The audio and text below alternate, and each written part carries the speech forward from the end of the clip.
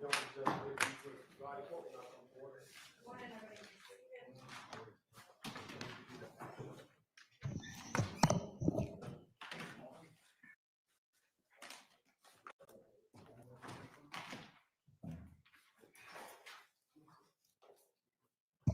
right, has everybody seen what hopefully is the final draft of the jury instructions and the proposed verdict forms? Anybody Good have any morning, people. Good comments, morning. concerns?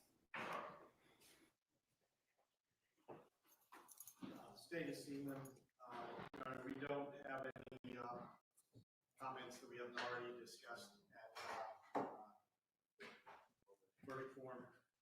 Give the jury adequate space. Thank you. Ms. Weinstein? Could I just double check one last? Sure. Just to make sure that my memory is accurate. Your Honor, there's been so many versions. We were just trying to make sure that the unanimous, the fact that the jurors had signed unanimously that an overact, the same overact was committed. That was in previous versions, but we didn't see it in the new version. Of which? I'm sorry. We just talking about the verdict form right now. No, I mean, Jury both. charges.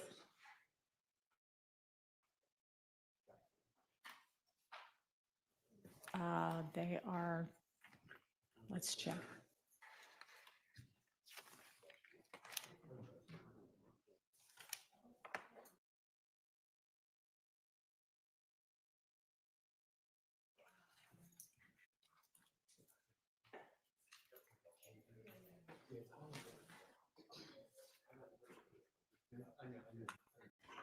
I'm guessing they weren't red to represent slime.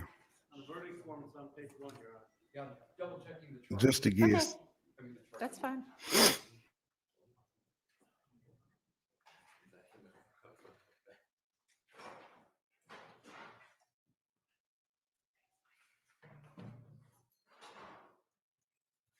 The version you should be looking at is the one that says November 24th jury charges.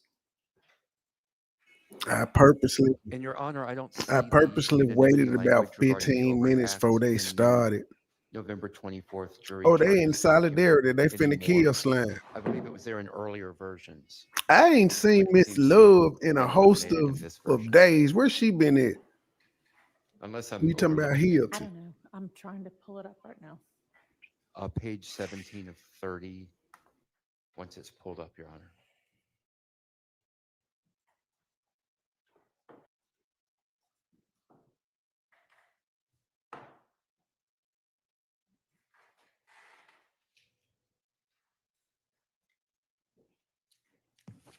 Oh, I can't figure out if I'm on Wi-Fi. I can't remember if I'm on Wi-Fi or if I know I'm plugged directly in the modem, but I was looking at it on Wi-Fi last night, so I don't know. Good morning, Miss Lynn.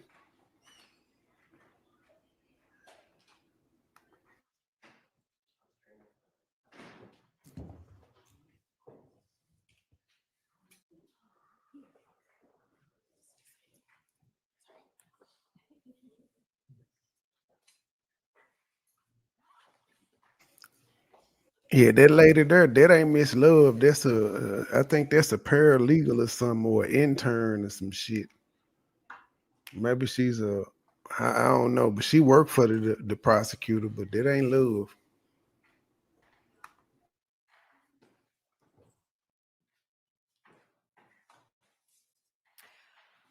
All right, are you talking about where I give the definition of overt act?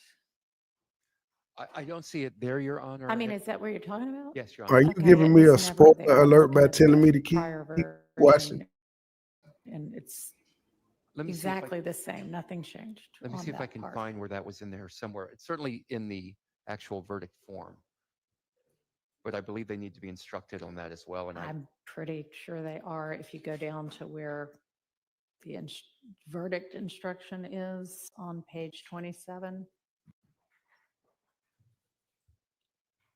Your verdict as to each count must be unanimous. That means you must be unanimous in your determination that the state has proven every element of that count as defined and listed above beyond a reasonable doubt. And then skip down 2 paragraphs. On the overt act element, you must be unanimous that a conspirator committed an overt act after May 10th, 2017 to further a criminal objective of the conspiracy, and you would note on your verdict form that and any other overt acts committed in furtherance of the criminal conspiracy to which all 12 of you unanimously agree. But shouldn't that read that you must be unanimous that unanimous in the overt act that you find? Something to that effect. It needs to be wordsmithed a little more, but the overt act itself has to be unanimous by the jury, It would correct? only show up on the verdict form if they all 12 unanimously agreed to it.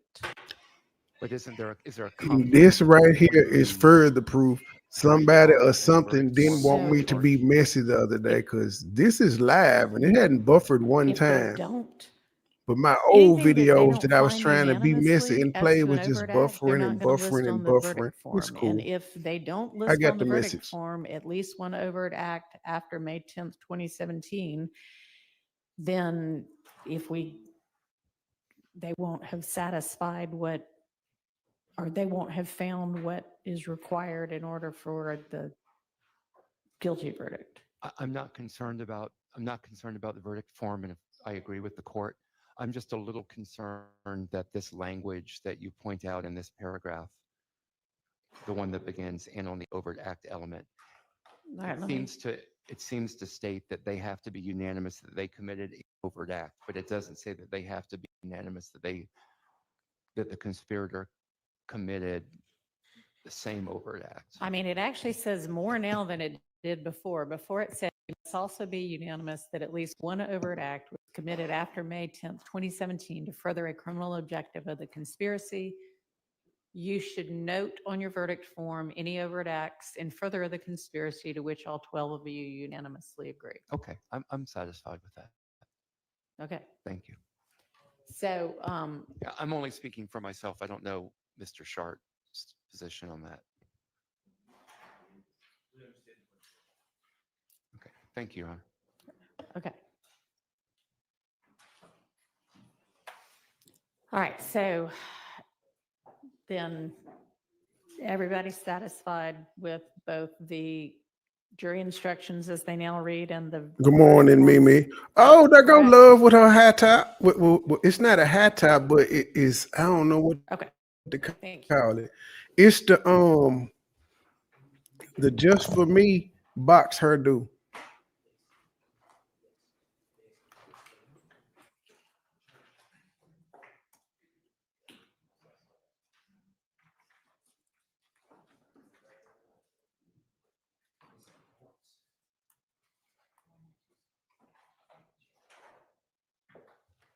All right, so we have still not decided where within the jury instructions I'm going to define the overt acts that would be crimes Man, that whoever aren't this cameraman also is, he needs an substantive award. counts. He There been are two front and center options. every day. Both of them are highlighted in that Rain, sleet, or snow. November 24th jury charge of places where I could do that.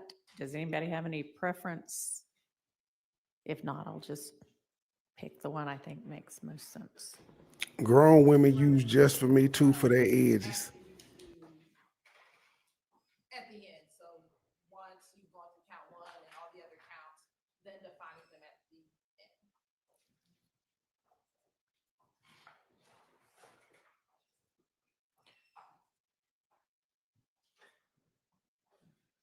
I'm going to leave it to the court's discretion on wherever the court thinks it's best to include them, Your Honor. All right. So the two choices right now are top of page 26 or bottom of page 28. Both of those would come after the substantive crimes have already been explained. If nobody has any preference, as long as they're after the substantive count crimes, then I'll just pick one of those. Your Honor, I think they probably fit best on page 26, but it does not make a big difference. I kind of think so too. All right, that's where I'll put them if nobody otherwise has any preference. Okay. And is everybody in agreement as to what those crimes or would-be crimes are? Good morning, my white friend. Have we?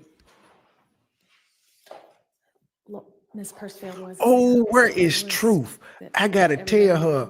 Goodwill put a damn video up at 3-something in the morning, and he trying to fly like Q over here doing her thing, and he in Nigeria doing his thing. I guess he forgot we saw the pampering day that they had before, and we already seen them videos of his getting his facial, and then his dumb ass at the end of the video, Thursday. he left her voice in where she said, "I see you." When you look, whatever the fuck she said, you can hear her voice at the end, but he trying to make it seem like she sent him a video and she at the horse stage level. Like, look at this nigga flogging. So now he trying to act like they still together.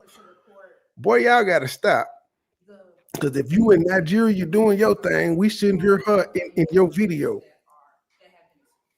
Okay. And Your Honor, we didn't receive that redacted indictment until 7 or 7:30 this morning, whatever time it was. Your Honor, And that's. I have, He's talking. I'm sorry, I haven't had time to review that redacted indictment yet. Okay. And I just want to say, Mr. Atkins did send that to defense counsel over the weekend for review. And so when we did not hear anything back, that's when we submitted it to the court.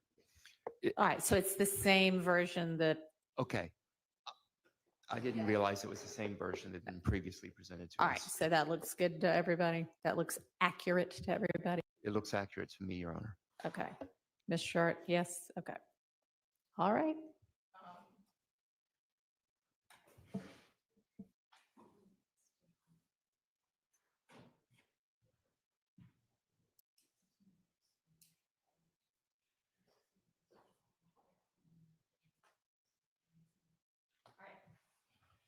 Ms. Perfield says Act 3 is still highlighted, even on the redacted indictment, as something that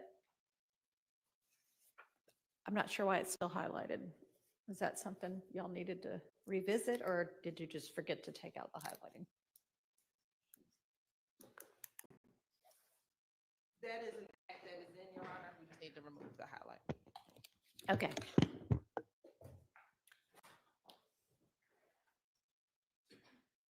All right. Anything else? Nope. Okay. We'll just recess in place till we get all the jurors.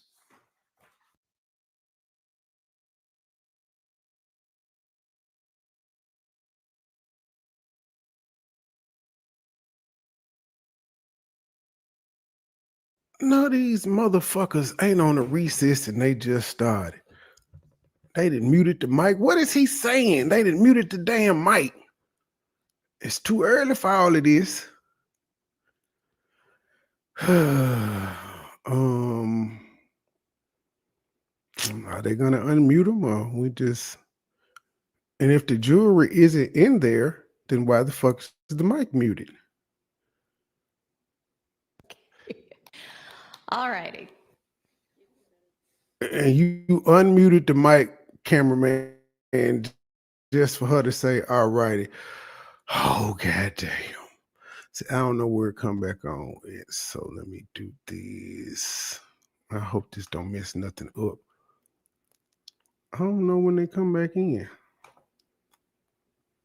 Well, let me see here. Playback speed. Let me speed it up. I don't want to slide it.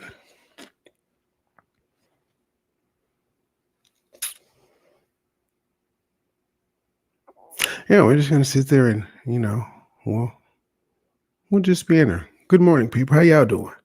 How y'all doing this morning? Everybody all right? Can't handle the truth. You bought anything good off Temu recently? You got any riveting Dollar Tree hauls coming up? Is it snowing in the Midwest, E. Brooks? I see Miss Lynn is gone. I can't ask her no question. Um, yeah, what do y'all think? Who do y'all think these last two defendants will be found guilty or not? Now, I've been hearing people saying it's looking good for Yak Gotti and not so well for Shannon. I don't know. I do know this weekend, though, a video of Yak Gotti, a 6-hour interrogation video of Yak Gotti came out, and he just like the rest of them was telling. I think he was telling a little bit more than Woody, but you can't be telling more than Lil Woody when Lil Woody said the information I gave you last time was good, wasn't it? So yeah, you can't be telling more than him. But dude it's like he had a full course meal with him. I don't know if the nigga was eating Roof Chris or what. The detective made the nigga say his grace before he ate, and he just started telling. He was like, yeah, man, I got shot 5 times and did this and that. And he was telling. He was telling good. Yes, he was. Okay, I see the Wi-Fi little insignia. I ain't buffering yet, so I don't care. Good morning, Snow Cole. How are you? Woody and Sylvia hooked up yesterday. Oh, they did a live stream. Sylvia been getting flack. I don't know what's going on, but I know in the chat they was arguing. In the courtrooms chat, they were arguing, and people were saying, "Leave Sylvia alone." Y'all went over there when the law and crime shit went out. So I don't know what's going on with them peoples over yonder. And they really on a long recess too. So I'm trying not to catch up all the way cause I want some space up in there. I don't know. I wasn't prepared for them to go to recess this goddamn early. This is ridiculous. And it's on 2 times the speed, so we don't know how long they're gonna be like that. It's crazy work. I'm great. Thank you still. I'll be seeing you on Facebook posting Snow Cold.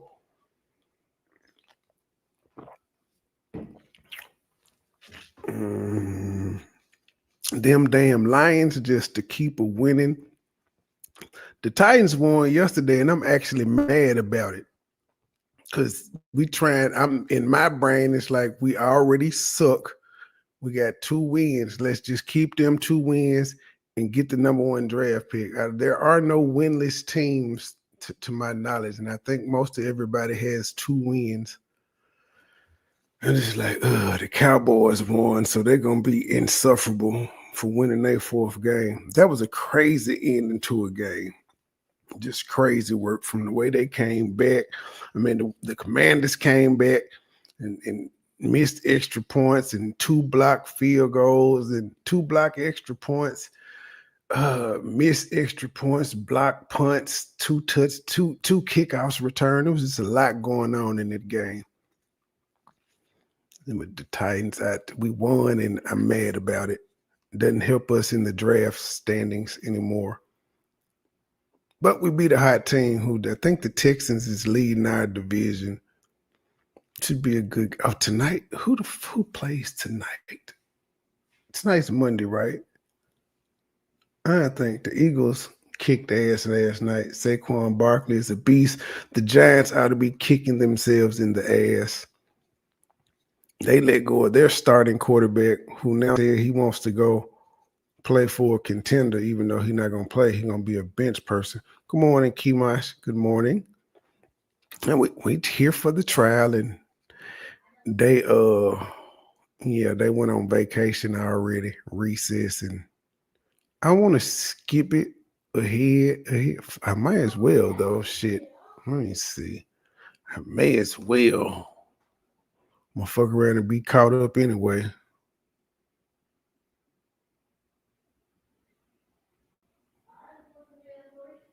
Nope, they still ain't in there. It doesn't matter. Oh, there we go. We got a little action right there.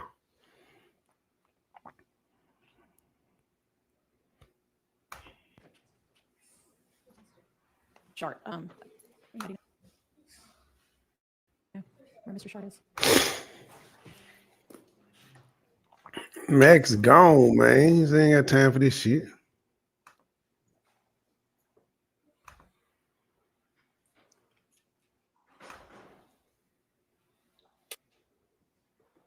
Max got ghosts. He ain't got time for this shit.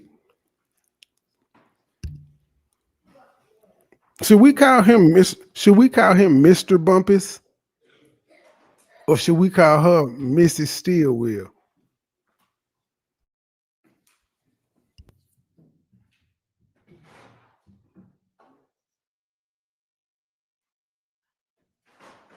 Yeah, they recessed the closing arguments because they said they had to wait for the jury to get there. Upstairs to grab a podium.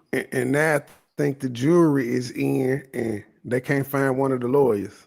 It's just all backwards. But well, I don't know. The jury can't be in there because they would have required everybody to be in the court when the jury came in. They just all discombobulated this morning. Deputy Gibson, believes Judge Edie has one, Okay. so he's working on that. All right. So I spoke with our court administrator, who is also putting out an APB for any possible lectern that could be used. So, and also I think we have an issue with one of the screens, so that is getting worked on. I don't exactly know what the issue is. And then it seems that we might need an overflow courtroom today. And so that's getting set up in 5D, which is right next door. So if somebody can make sure, and I'm sure y'all have already done this, but that the people that are outside know to send anybody over to 5D once we're filled up in here. You're on 5D or 1D? I don't mean 5D. I'm sorry, y'all. 5D is not right next door, is it? 1D, 1D. 5D is my courtroom, but I haven't been there since July. Your Honor, one other logistical If you matter. need to go ahead in and fix whatever the issue is, go ahead. One other logistical matter, Your Honor, would there be any objection from the court when I'm delivering my closing remarks? Mr. Kokomo's going to be displaying certain things on the screen. Would it be okay if he sits in the That's fine. witness chair? So Sure, that's fine. And while we have all They ain't got outside of nothing. the So they presence didn't of know the this shit jury was gone going through on this the, morning.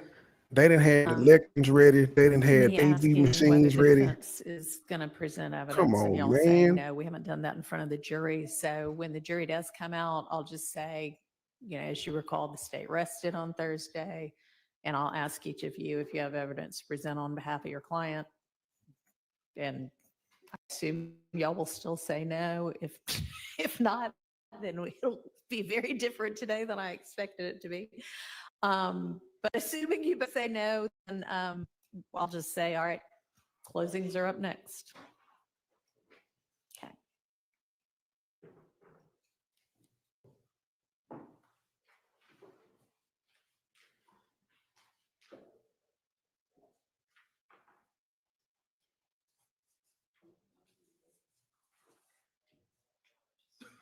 Oh yeah, every juror in this joint is gonna have a story to tell about the corruption they witnessed. They're gonna talk about Glanville. They're gonna compare Glanville to this judge. Yeah, they all gonna get money. They all definitely are, and they've been on this shit for almost a year. They want all their back pay.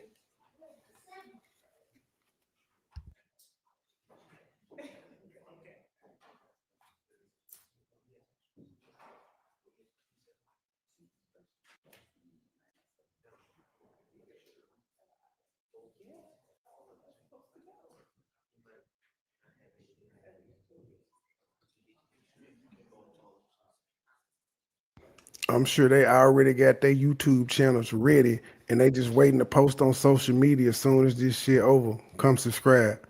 TikToks. They probably gonna use TikTok more than YouTube. Oh no, here we go. They on how in the fuck? We just came back from a damn break. God darn it. I'm sick of these niggas. Oh, and then if I fast forward it to the live thing, it's still gonna be on. But ain't this about a nothing? Okay, do we got action? I like it. They found the lectern. Look at Pop Pops. We're not taking this podium out. We're just adding a new one in. So thank you.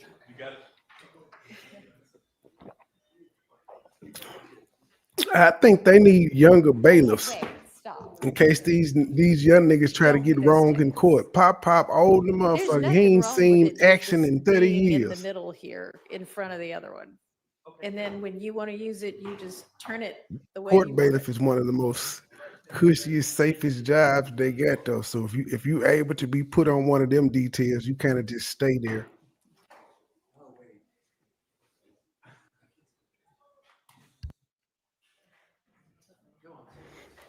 Good morning, Candy. How are you? You say good early morning.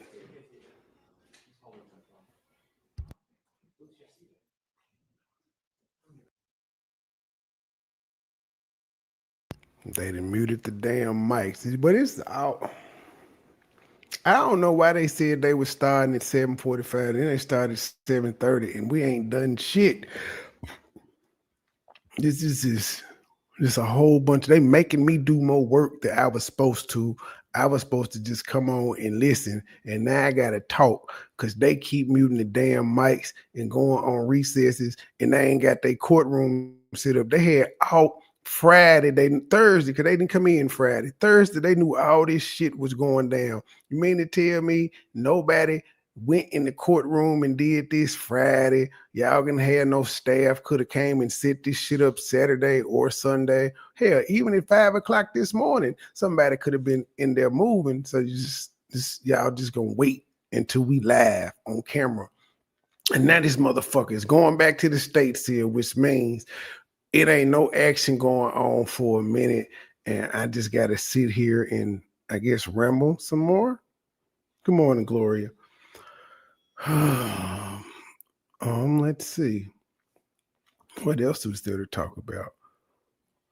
Oh, Tommy it was really Myron, but Myron and Tommy was on Twitter trolling people. I hope he took their video down because the way Myron was talking, it's no wonder these niggas get banned everywhere. But yeah, that was funny last night. They was on Twitter Spaces trolling people, and it was funny because I guess they were.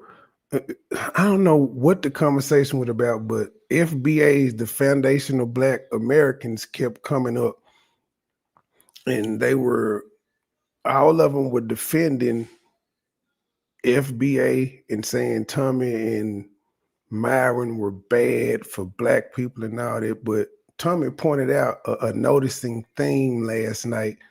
All the FBAs that came up were Black women or gay Black men. And so it was just kind of crazy. He was like, so wait a minute. Y'all movement is ran by gay Black men and Black women. He said, Black women, I just want y'all to pay attention that the people coming to y'all defense is men that want to fuck the men that y'all fucking. That's who coming to y'all defense. And it was just a whole funny little laugh. I can't scream like I said. I ain't replaying that one or nothing because they was Myron is a mess with himself. He didn't mean it. He was just saying it to trigger people, but boy, he was going in. So if you ever on Twitter Spaces, I don't know. Nope, I ain't sharing it out either because they'll fuck with my gut channel. I just told him I hope he take it. He know he got to take it down. Hopefully he did. So anything else to talk about? Let's scroll through YouTube and see what's going on. Oh, I could play let me play Goodwill right quick. Oh, I don't have my speaker hooked up. It doesn't matter. And I commented on Goodwill too, and like, you not fooling nobody. Did he take it down? Let me see.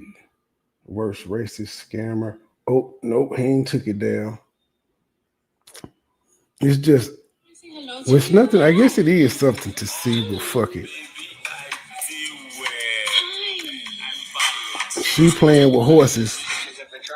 She ain't uploaded no horses. Has Q uploaded herself in a horse stable on IG?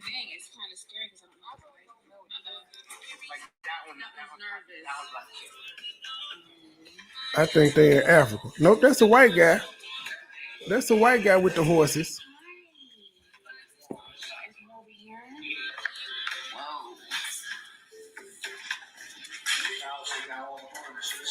That nigga put hashtag intercontinental relationship, hashtag Fib Nation, hashtag the Fibberissima. I think he letting her know you still mine, my nigga.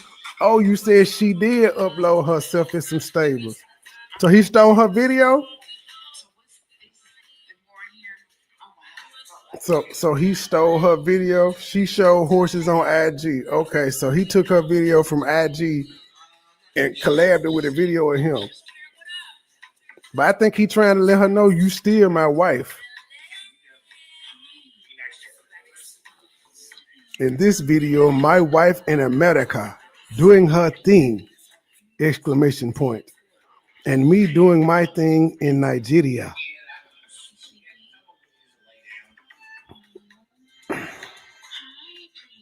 That nigga stalking her. Why he wasn't in her live? Why wasn't he in her live?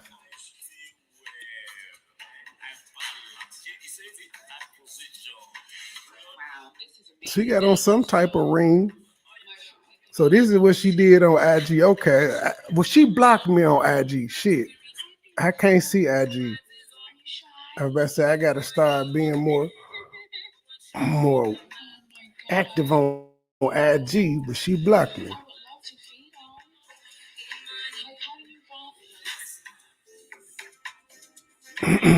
He act like we don't remember this thing. Y'all can't see it. But y'all go over there and look.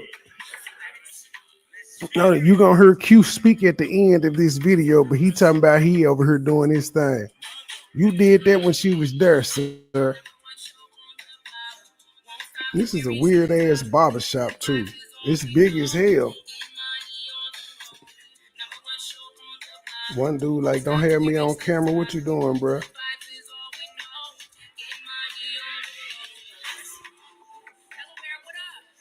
We see Q ring lights right there. He getting his feet done. He don't think we remember him in his brown outfit getting his feet done. He don't think we remember this. This is her recording him getting the facial and shit.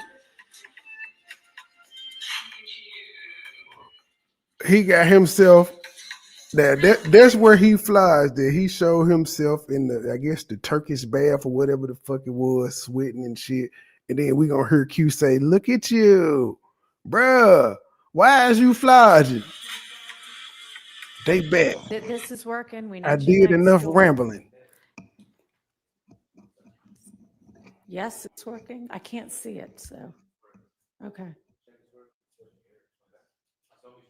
Well, that one's nowhere near as critical as the one that the jury is going to see. Okay, we need you to go get us up and running in our overflow courtroom. Why that wasn't done before now, I'm not sure, but you may.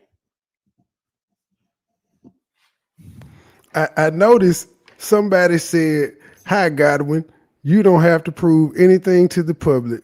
It's normal for a wife and husband to ask for respect of privacy in their marriage. All couples go through ups and downs in any type of relationship. It doesn't matter what other people say because they don't know you or Q in real life.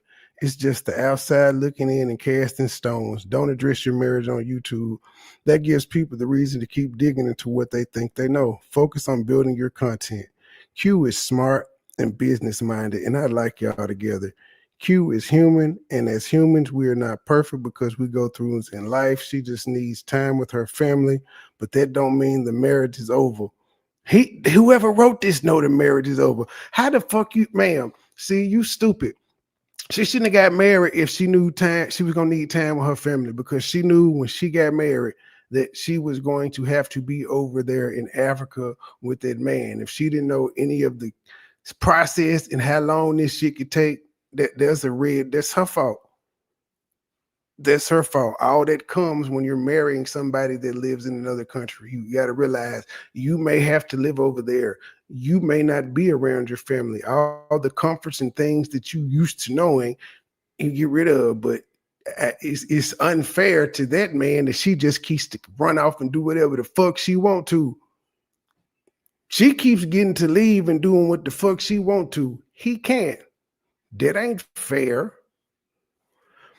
Um, let's see. She just needs time with her family, but that don't mean the marriage is over. I want y'all to make it in a traveling blog where y'all go to different countries and explore their food, learn the customs, culture, just have fun. That would be fun to watch. All the best. That nigga liked her comment. He ain't like mine though. He is her family. Just stop the excuses. All of what you said don't make no sense. Then she argued back, how it don't make sense. Outside influences have ruined plenty of marriages. Ma'am, she is the one that put her marriage online trying to stunt. Nobody asked her to do that. It's several motherfuckers on here getting married that don't know. Hell, when y'all seen the Cuzzo AB thing and stuff, y'all was shocked the woman said they was married. People do shit and don't nobody know. Don't have to tell y'all. You don't have to let everybody know everything, but she chose to. And because she let us in on it, people had an opinion back then. And now they seeing that shit didn't work. It was a farce and all of that. And like I said, this nigga making this video, he stole her video to make it seem like they still together. He's supposed to be living his best player life right now. And he trying to still lie and make it seem like they together. When we hear her, he like I said, he must have forgot she showed this footage already. Then the lady said, just enjoy what's shown to you. And I simply said, sir, this footage is whole. We hear her say, Using look a at you. mic We remember when you're y'all spot giving your day. closing so that everybody can hear what's Somebody going said, on. all this monitoring spirits, just enjoy the good vibes. Hell, you ain't you monitoring?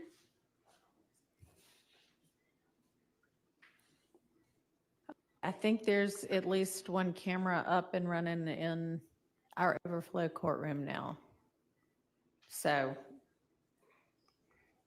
I think we're ready to get the jury out. If you want to. Ms. Persfield said there was, so I believe her.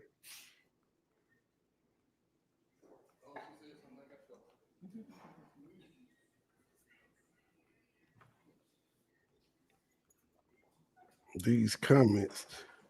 Oh, let me get in the mix of this shit talking in the comments. Miss Hilton, did you figure out whether that one exhibit was actually admitted? This video is unnecessary. You and Q are grown people. Why are y'all trying so hard to prove to strangers thank about you. y'all's marriage? If you're together, you're Ready? together. If you're separated, you're separated. Who cares? This is so childish. Great video, even though it was pre-recorded. Somebody asked, are y'all playing in our faces? Godwin simply told her to enjoy the holiday season. This footage is old. Q is back in the U.S. She was in the U.S. on their horse video too. It ain't no white people over there like that. And now PP came over and said, keep proving your point, Godwin. Post or repost any video you feel. I bet they watch. Hello. Her nose ass said, keep proving your point. Good boy to yours truly. He said, keep. Oh, these folks is nuts. Awesome and so much love in the air. I'm so happy for you and Q and can't imagine why anybody would worry about your marriage because they put it out there. That's why people would care. Why are you over there watching if you don't care, nigga? You over there to see shit too. You ain't over there to see this nigga cook. You trying to see what's going on like everybody else. Everybody over there watching. Hey, Melissa, if I didn't speak.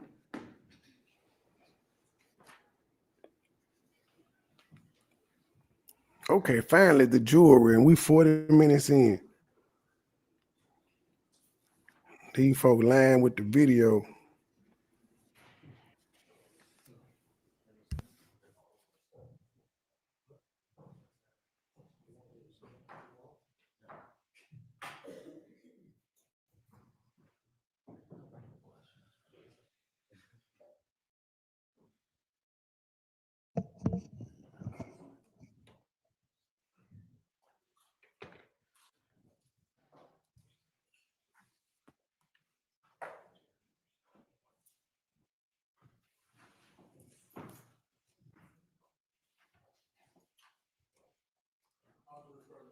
Thank you very much. Good morning, ladies and gentlemen. When you were last with us on Wednesday of last week, as you recall, the state had rested. I'm now going to ask the defense whether they wish to present evidence. Mr. Sharp, does the defense have evidence to present on behalf of Mr. Stillwell? Your Honor, we do not wish to present any. Understood. All right. And Mr. Weinstein, does the defense wish to present evidence on behalf of Mr. Kendrick? No, Your Honor, we do not feel that's necessary. All Thank right, you. thank you very much. All right, that means that the evidence is closed, and the next step in this case is the closing arguments. Because the state has the burden of proof in this case, the state will make an illegal closing argument. The defense will then have an opportunity to present any closing argument that they wish to present, and the defense, if the state will then have a final opportunity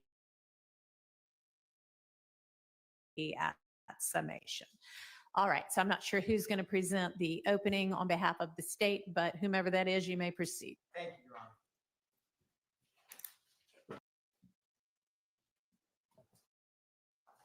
Give me just a second.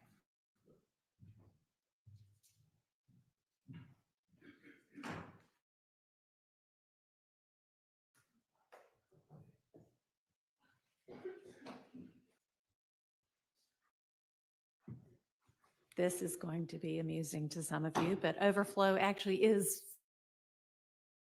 5D and not 1D. So maybe that's saying it the whole time. All right, you can go ahead, Mr. Adkins. Sorry. Thank you, Your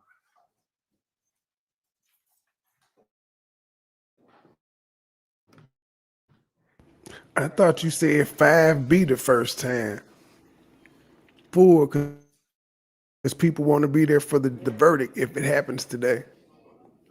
I don't think it's going. All this shit that they didn't say Wednesday or Thursday. Deception, intimidation, destruction, who get enamored with what is presented publicly, and then deceive when they to not uncover the actions that they commit, and deception in this very courtroom with witnesses that have sat right before you to try to continue that enterprise. Intimidation, the public videos we've seen about people that they label as rats, people that they label as snitches or snitching, and that repeated threat, either overt, out in the open, or subtle, that if we do a crime to you or you know about it, don't say anything. The destruction has multiple parts. You've heard from multiple communities all throughout Fulton County that often similar pockets in the city have been affected, from dealing drugs, the robberies, the shootings, the shell casings, the windows, the doors, the refrigerators, the cars, over and over. That's the destruction. And then you've heard about the death. Jeffrey Williams himself said YSL in this video after he says murder gang. Someone right next to him says YSL till we're dead pale. But also, you've heard about 3 murders: Donovan Thomas, Chanel Drinks, and Jamari Hunt. That is what YSL, the criminal enterprise, is about. Now, I'm going to talk to you about count 1 RICO and criminal street gang. And so when I am complete at the end, Ms. Hilton will come up and talk to you about the murder of Donovan Thomas and the murder of Chanel Drinks. Damn, they tag team and they closing arguments. What I just said. Get back near the microphone, nigga.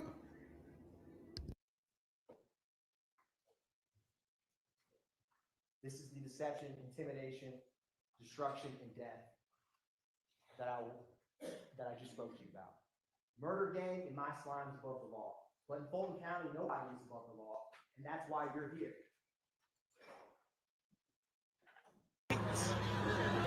You already know YSL was dead and pale, bitch. Murder game, bitch. Yeah. Y'all gave a nigga 15 years of probation, sir. That's above the law. Those are their own words, murder gang. What they are publicly stating that the enterprise and the street gang, and I may use both of those terms interchangeably today, are about. Don't think y'all nigga got more than us is dead now. This in your video? There's a we and a us. He's saying the only thing that they have is more people who are deceased, which is saying that we don't. And the they, I argue from the evidence we've been presented amply throughout this trial, is their rivals, their ops.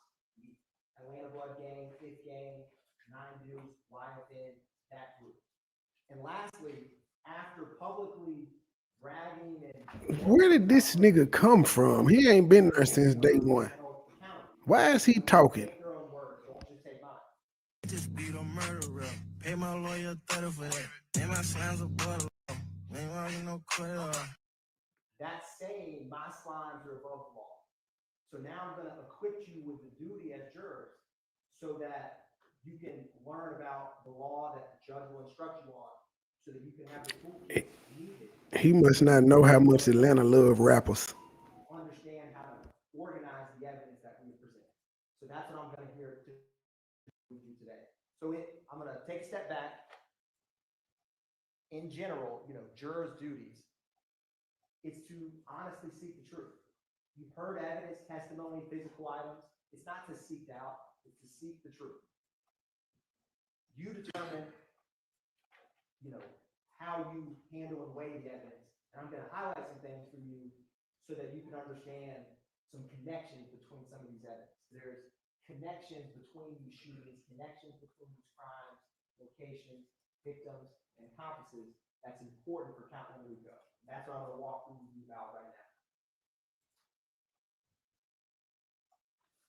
The duty to deliberate. When all of this is done, all of y'all will go back there and speak with one another.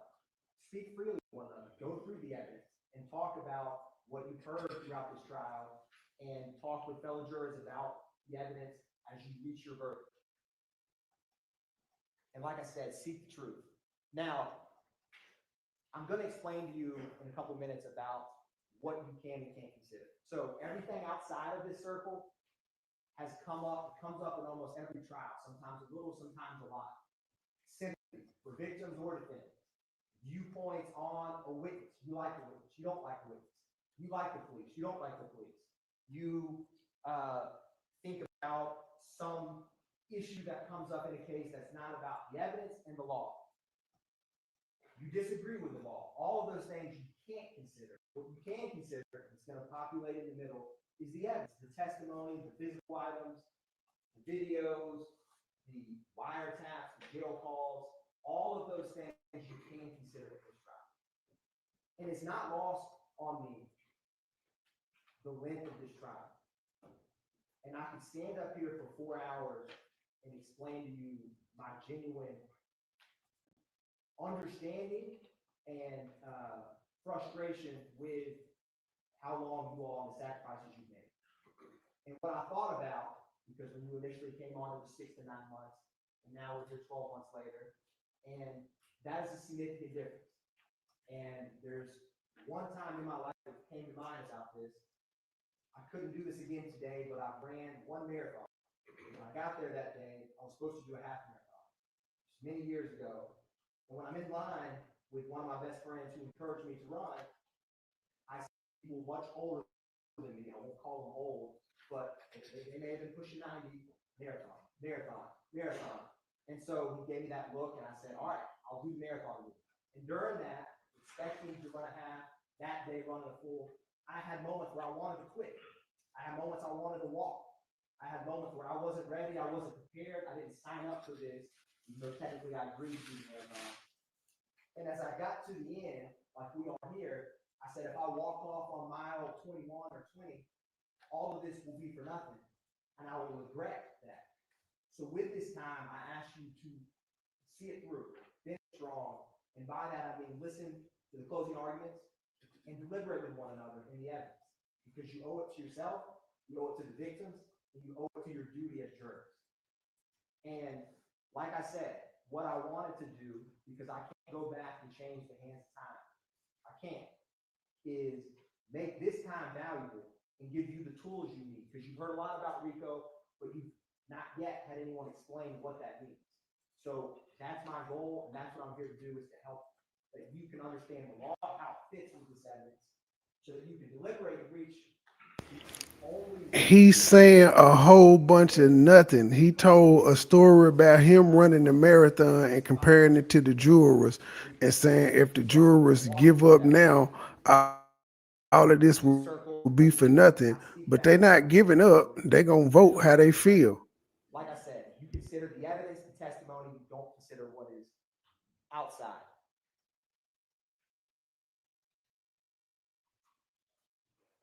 Now, burden of proof. The state has always had the burden of proof to prove beyond a reasonable doubt.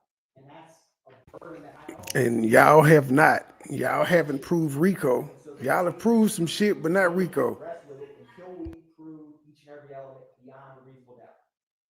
What is a reasonable doubt? Everyone's heard that term, but what does it actually mean? It's not a mathematical certainty. There's no algorithm or specific number. It is a doubt that's reasonable. It's not vague. And so this presumption, I use a quote, right, where you're presumed innocent. Everyone is, until the state has proven your guilt on whatever crime, in this case, RICO, murder, street gang, beyond a reasonable doubt. For some of y'all, when you're back there deliberating and thinking through the evidence, you may have realized halfway through my speech today, when you understand RICO, that you're guilty. You might have come to that conclusion months ago. You may have come to that conclusion in terms of where we are in the evidence as you walk through it, at a different point. But when the state proves, as we have beyond a reasonable doubt, that cloak of innocence goes away. And that's what you as jurors are here to decide. And reasonable doubt, like I said, it's reasonable. You don't seek doubt, you seek the truth. And it's a doubt, it means just what it says. If I were to, I wouldn't do this, but if I took some from Madam Court, say her coffee pot, and there's a security camera right there. If all of y'all saw me do this, if I had a trial and never called one of y'all, I'm on trial for stealing Madam Court reporter's coffee mug. If you had a trial with just that surveillance video, and it clearly showed me unmasked, taking a lead, you wouldn't need all these witnesses. Or if you had a reverse, you didn't have a surveillance video, but you have an eyewitness or circumstantial evidence. Just because you don't have a piece of item or evidence doesn't necessarily mean reasonable doubt. It means just what it says. Is it reasonable? So I'm going to show you an illustration that is something we all recognize, which is a dollar bill. And you're going to see pieces of this dollar bill missing. And all of you will immediately recognize what it is. And like I said, it's not a mathematical certainty. It is reasonable doubt. That's the dollar bill, right? If you have pieces of the puzzle, and some of y'all may like puzzles that are removed, everyone knows that that's a $1 bill. There's no reasonable doubt that that is a $1 bill, even though almost 50% of it is gone. That's just a visual illustration to prove the point. Direct and circumstantial evidence. So direct evidence, physical items, what's said in this witness box before you, personal observations, that's all direct. Circumstantial evidence can be cell phone records, where people are within a general radius, ankle monitor data, what someone's actions afterwards, who's calling who, who's texting who.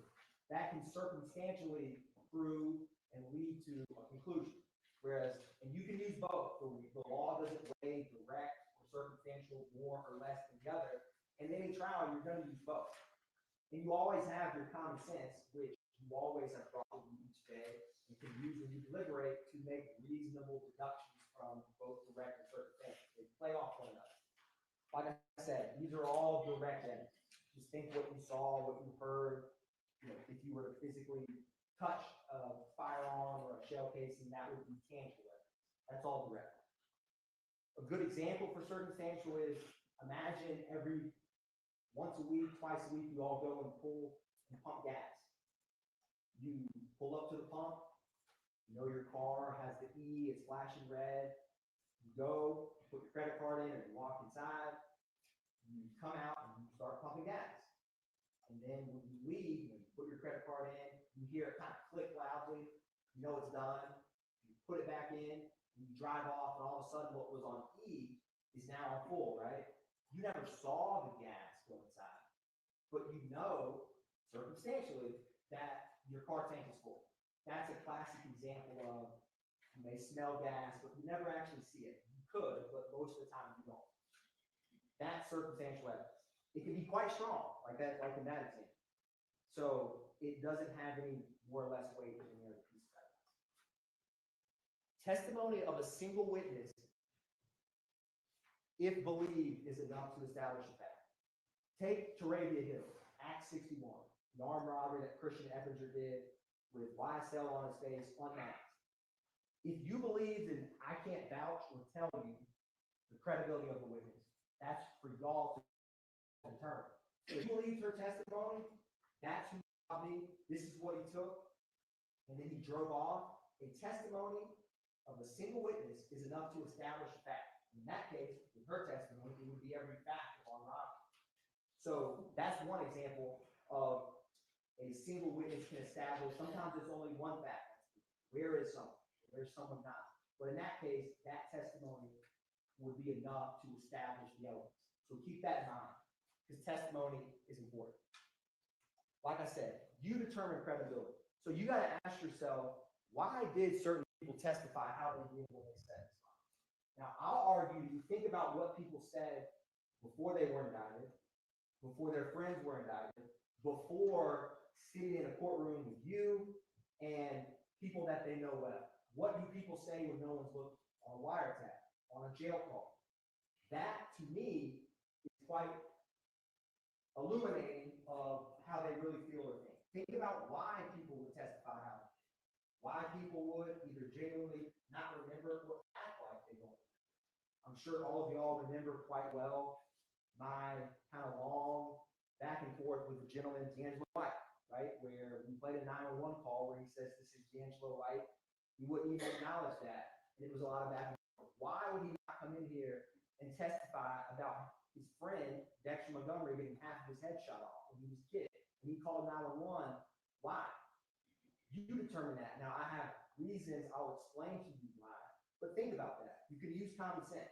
Y'all been sitting. They should really make him stand in front of the microphone or give him a cordless mic or something. Y'all know and can think of examples as I'm talking right now throughout this trial that you've seen of that. Who doesn't have an interest, right? You have some, I'll use, someone from the Georgia Bureau of Investigation, right? They come in, they test an item. They don't usually know the defendant. They don't know the case. They're just doing their job. They don't have, in my opinion, any stake in one outcome or the other. They don't know. A random citizen, or Doug Bailey talked about the ankle monitor data. He's just reading the data. Those kind of witnesses, I argue to you, can be quite credible because they don't have anything to gain. They have nothing to lose. Think about people who do and how that would have impacted their testimony. Their opportunity for knowing facts. If someone hangs out with one another, like when Mary Zach, you saw all these photographs, he's in photo after photo with Shannon Stillwell, Monte Kendrick, Mikiana Garlington. If someone interacts daily with someone, it's probably reasonable that he would know what they're up to, that they would confide in him.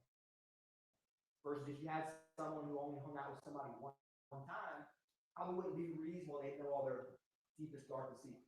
That's just common sense, but things to think about. Now, I'm gonna give you an example. So, nigga, a lot of they mama, a lot of they kids, a lot of they brothers and sisters, they didn't get ready in the courtroom to tell the God honest truth. Fuck, nigga. Don't get it. Y'all niggas need to get fucking killed, bro. You snitching bitches. From me and YSL. That's what's said outside of the courtroom. These are all witnesses who testified that were either co-conspirators or indicted on this case. And ask yourself, you could know it just as well as I right before if the state would ask is YSL a gang.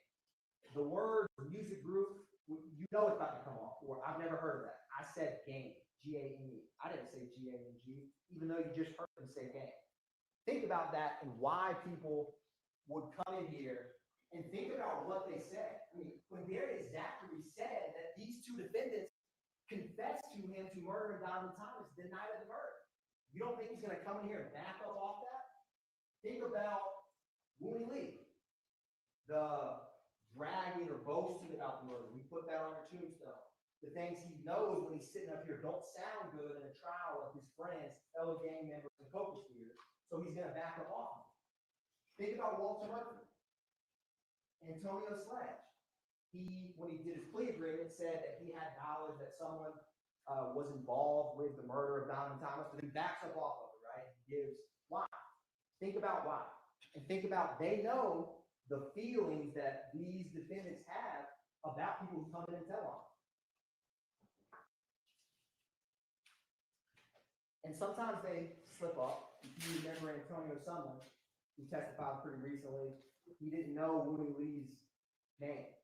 So he said, what's his slime? He changed it. He stopped. He took a little pause and he meant what his nickname.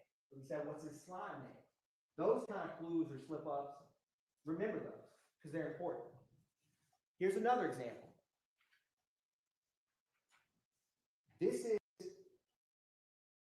Diamante Kendrick with a hat that has a big rat and a big X on it. And on the right is defendant Stillwell's tattoos. O'Mearton, you heard that, the code of silence.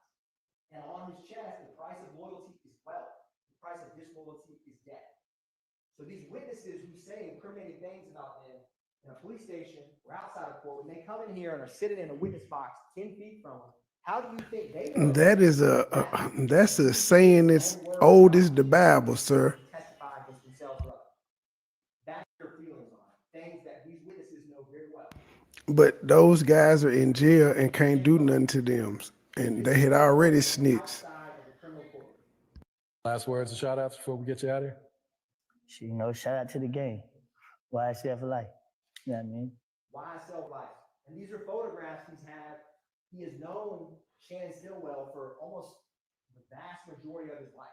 Most of these photos to show the length of time. Look at these photos with Kim.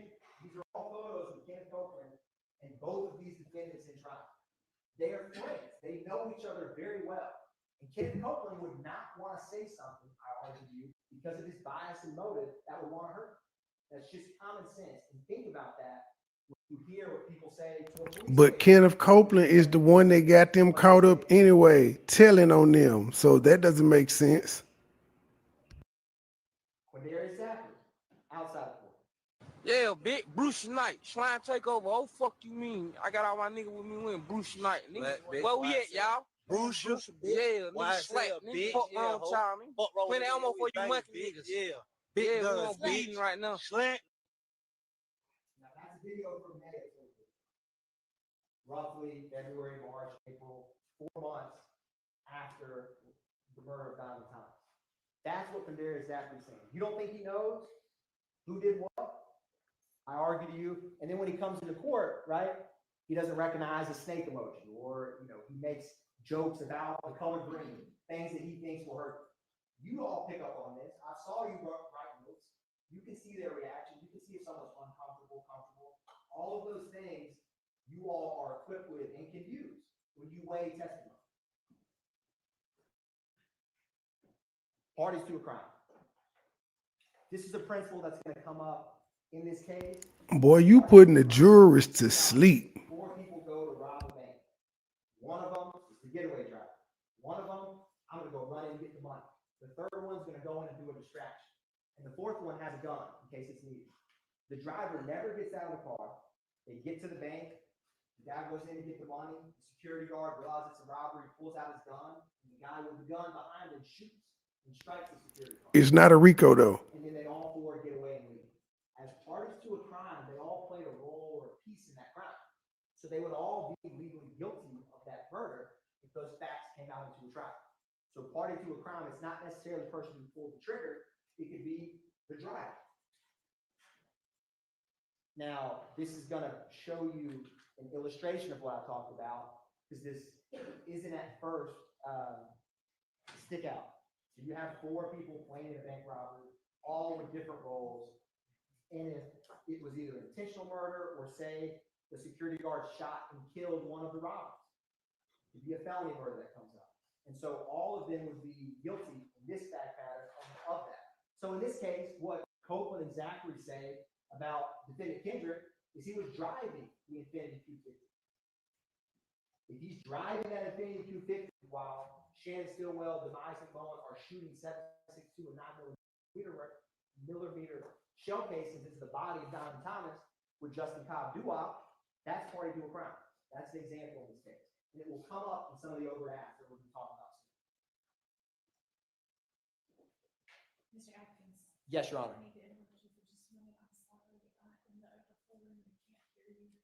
It sounds like, Your Honor, this microphone may have, yes, Your Honor. If you let me know if that helps fix that. I got to fix this belt buckle here real quick. Well, I'll hold it for right now. Now, sorry, I want to talk about the crimes that I'm going to talk about. So in green is what I'm going to talk to you about, which count 51 is criminal street gang. Count 50 is criminal street gang of defendant Stillwell. He's on the right and Kendrick is on the left. And count 1 RICO applies to both. So both are charged with the murder of Donovan Thomas. Kendrick has this count 57 participation in criminal street gang activity for the marijuana and firearms, like street gang activity during the commission of a felony for the May 9th, 2022. These street gang charges, which I'm going to talk to you about at the end, pertain to the murder of Shamel Drinks, a gang-related murder that the evidence has shown Shannon committed along with De'Keon Garlington, Miles Farley, and Carmavius Nichols.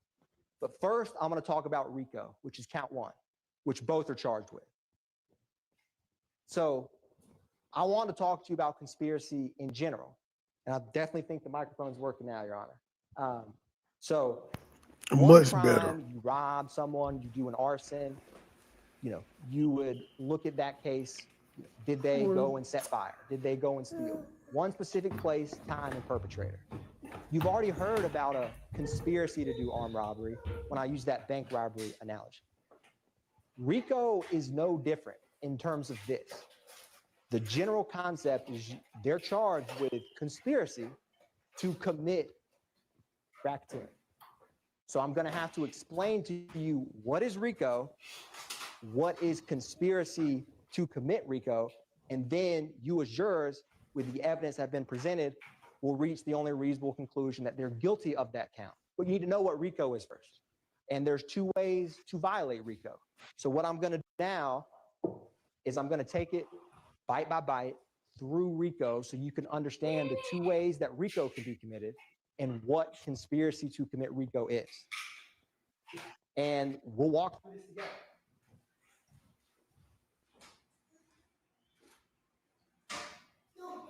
I've already explained conspiracy in general.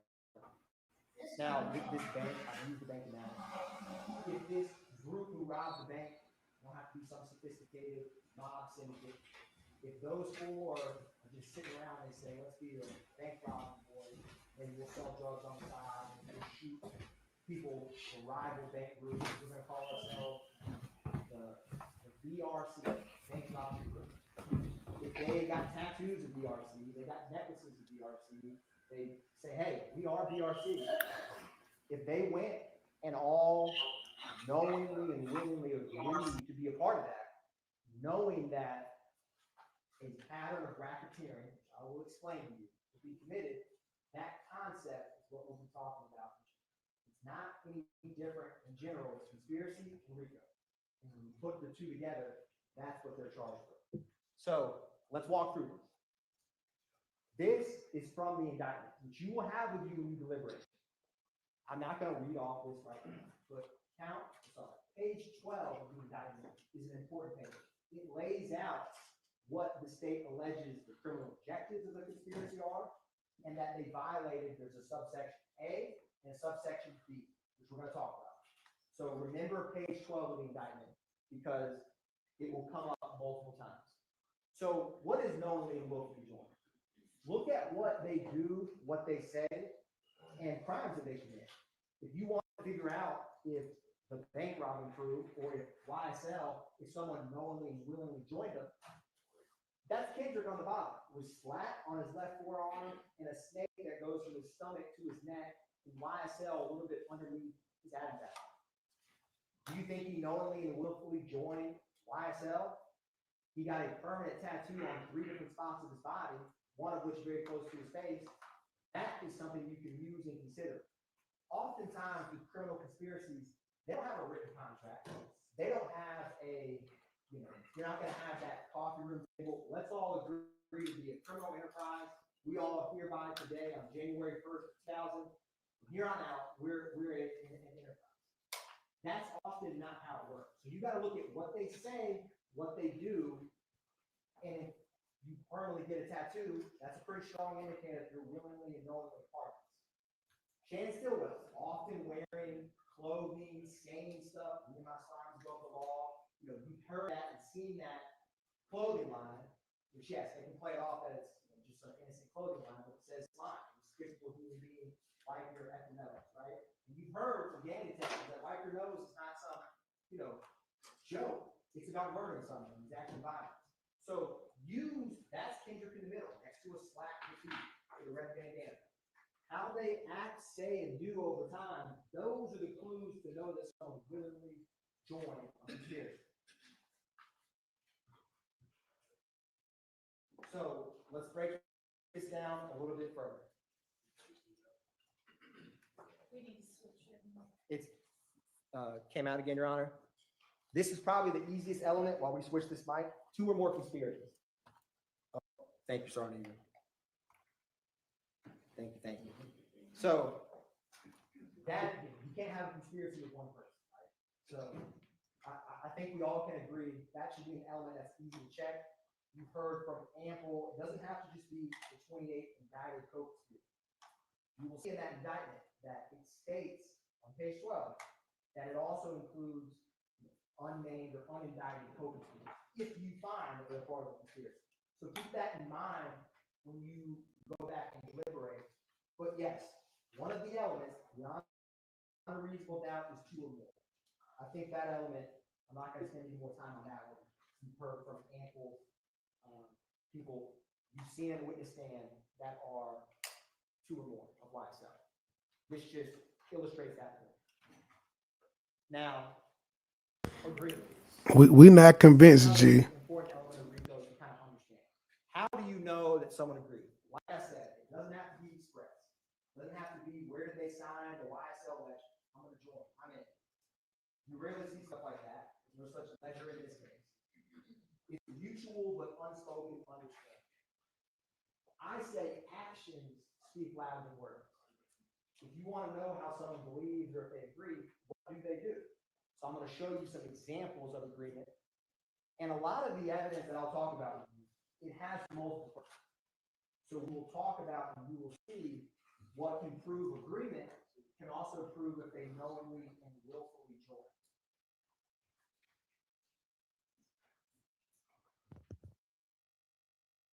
Let's see. I'll keep working on this now.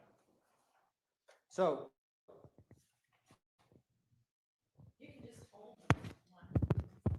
yes, Your Honor. Sounds like it's working now. So what else can you use? Remember we talked about circumstantial evidence? So circumstantial evidence inferred from the nature of the acts done, relation of the parties, and the interest of the conspirators. What do they have to gain? Is it for something to further the group's interest. How do you know someone agrees? Look at what they do. And I argue to you that the evidence has shown that they've all knowingly and willfully agreed. Take where we started, or take the two murders. Shannon Stillwell, January 10th, 2015, murders Donovan Thomas. March 14th, 2022, Shannon Stillwell, with 3 other YSL members in both times, murders Shamel Drinks. If you have to ask yourself, did he knowingly and willfully agree to be a part of YSL criminal enterprise with 2 gang murders? That's an easy question. That's the most clear example of if someone murders a rival gang member twice, I think it's pretty clear that they knowingly and willfully agreed, regardless if they signed on the dotted line. Same with other crimes and acts. That same shit that got Big and Tupac killed, little fuck, nigga. Pussy ass nigga, get your bitch ass killed. For life, yeah, hey, gang, you bring your pussy ass down here, you gonna see me. I'm at your fucking neck. Fuck anybody. So again, what do they say? I mean, this is Kendrick and Wooney Lee. You know, you have all the Make America Slime Again. You have Kendrick with YSL Pennant, and you have Shannon Stillwell, where someone in the background says YSL for life. That's just one example. You've obviously seen and heard from multiple. But what do they say? They took the Make America Slime Again from MAGA. Saying, You yes, can't, I'm a they part of didn't this create YSL. that. There's an us and a them. Yes, I think it's pretty clear that they have. Now, some of this I've talked about, actions or evidence. So let me give you a concrete example we saw just a couple weeks ago with Viverito. So YFN Lucci flyer. This is from Marquavius Huone, where him and Jeffrey Williams, they send the text message, the flyer of Lucci. In 6 text messages, this principle of agreement, you're going to see agreement in action. This text is about to come up where all that's said, right?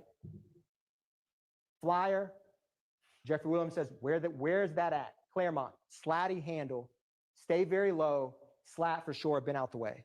They didn't say murder. They didn't say stab. They didn't say shoot. But in 6 text messages, it's readily clear that they're talking about enacting violence on YFN Lucci. That's agreement in one, barely a screen of a text message. That principle shows you, and think about this example throughout. What do they say with one another? What do they do with one another? That's how you can know agreement. It's just like you all have family and friends. You may text one word and they know what you're saying. I'm heading home. You don't say the address, right? Agreement can be inferred with very little words, especially with people who know each other very well. And YSL has its own lingo, so they don't have to say much. Slatty handle, he knows he will handle it. Other examples.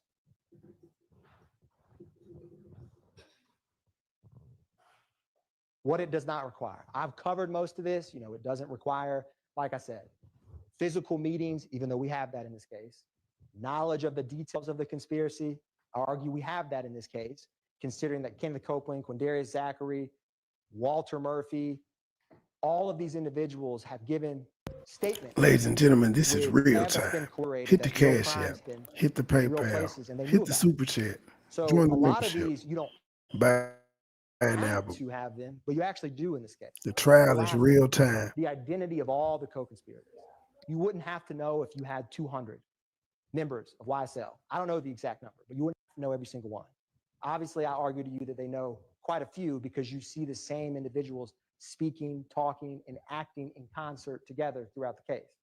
But none of these things are necessary to reach agreement. So,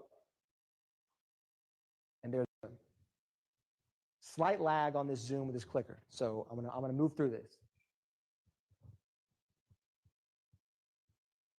So at its core, the crime is the agreement.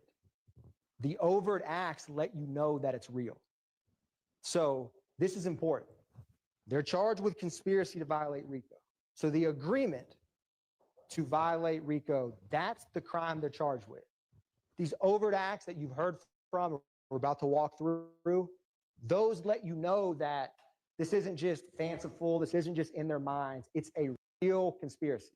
And in this case, and we're gonna explain what RICO A and B is, they've actually committed the crime. So it's like you're asking you, did this group of individuals agree to conspire to commit all of these crimes, racketeering activity. The best evidence of that they did is they actually went and shot multiple people, murdered people, robbed for the street gang. That lets you know that there's not much to say when you actually do the crimes that you're alleged to have just conspired to commit. It'd be like if you're asked about the bank robbery conspiracy and all they do is just talk about the bank robbery, get the items, they go and buy a gun, but they never do a robbery.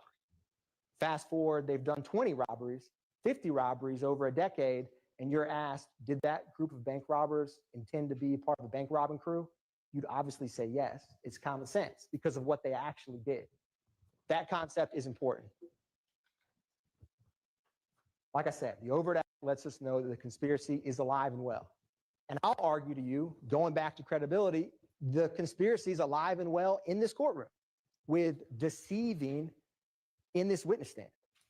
So this is just a visual explanation that you have Shannon Stillwell, Diamante Kendricks, and some, I didn't list all the photos of people you've seen, but the criminal enterprise visually depicted. So let's walk through what an overt act is. So joint objectives equal joint responsibility. This is like a partnership in crime.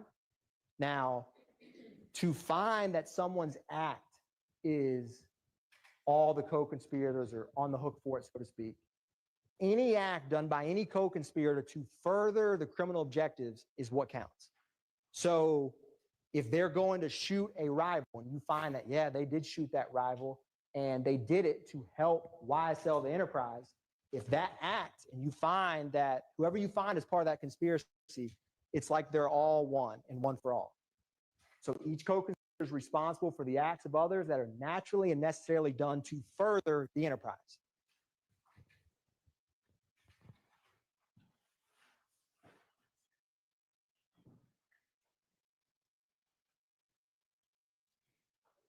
Now, I've talked about different ways to violate. A, in a nutshell, is to acquire money and property. I'm not going to bury the lead. That's the first way to violate RICO. Conspire to acquire or keep money or other personal property. B, they both have conspire, and they actually have 7 elements each, and I believe 5 of the 7 are the same. So I'm going to explain a lot of these elements we've covered. 2 or more conspirators is one. So conspire to participate in the enterprise through a pattern of racketeering activity. If you find the defendant, and on your verdict form, it will say the defendant violated subsection A or subsection B, conspired to violate. So I'm going to walk through what is A, what is B. They don't have to actually have committed A and B, although in this case, I believe that they have, as I'm going to show you. You just have to say, did they ever conspire? And remember these principles I talked about. The unspoken words, what people do and say is the agreement, or you're not going to have that magic conference room, so to speak, that's all captured where the conspiracy gets hatched. So let's walk through this. We're going to start with A. Keep it easy, keep it basic. And you're going to notice that when I talk about A, some of the acts can actually meet multiple ways. So you're going to see that certain evidence can actually impact multiple ways to violate RICO. So let's talk about subsection A of the RICO Act. Knowingly and willfully conspired with 2 or more co-conspirators to acquire or keep money or other personal property through a pattern of racketeering activity. I'm going to explain pattern of racketeering activity.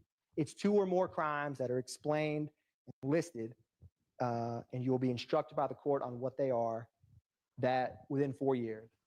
And any of the co-conspirators committed an overt act with at least one furtherance of the criminal objective, and at least one has to be after May 10th, 2017. So that's A. I'm going to walk through some examples of A, and we're going to take this bit by bit. Armed robbery, Arshillian Bennett. Walter Murphy, Jeffrey Williams. May 13th, 2013. You heard from the officer where she walked with her child from 988 Confederate Court to that zone precinct to report a crime. That takes a lot of effort and time. So I'm going to use this top one while that bottom screen comes back. But Obviously she came in here and, did not want to acknowledge about the robbery, but I argue there's about to be a real bullet in her window that was taken by a crime scene tech who just responds to a scene. That is 988 Confederate Court, which comes up that address and area multiple times. And she said that she told the officer at the time, her Kel-Tec, the money, her purse was stolen. Acquire and keep money. Now, Walter Murphy, Jeffrey Williams, and she said someone that she didn't know, Jeffrey Williams' brother, that's multiple people doing it. That's one crime, one act. But when they work together, it's much easier to get property and items. And no one expects Ms. Bennett to come in here and testify. Certainly not back then and certainly not now. But that is an example of acquiring or obtaining money. It's robbery. Derek Dotson, also in 2013. This is 5 through 7. Adrian Bean, the coin laundry, where Miss Marissa Cisneros' car flew over the ledge. I mean, Adrian Bean sat here for what felt like an eternity and didn't remember entire years, but he flew over while driving a car over a 6-foot embankment. Why did he not remember any of that? Just think about that.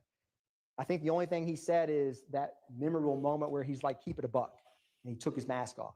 But he clearly would remember flying over a wall. Why are they not coming here and talk about it? Now this, again, Walter Murphy, Jeffrey Williams, that's the location where Leonard Pass's car, which is that gray Dodge right there, is parked, Summerdale Apartments.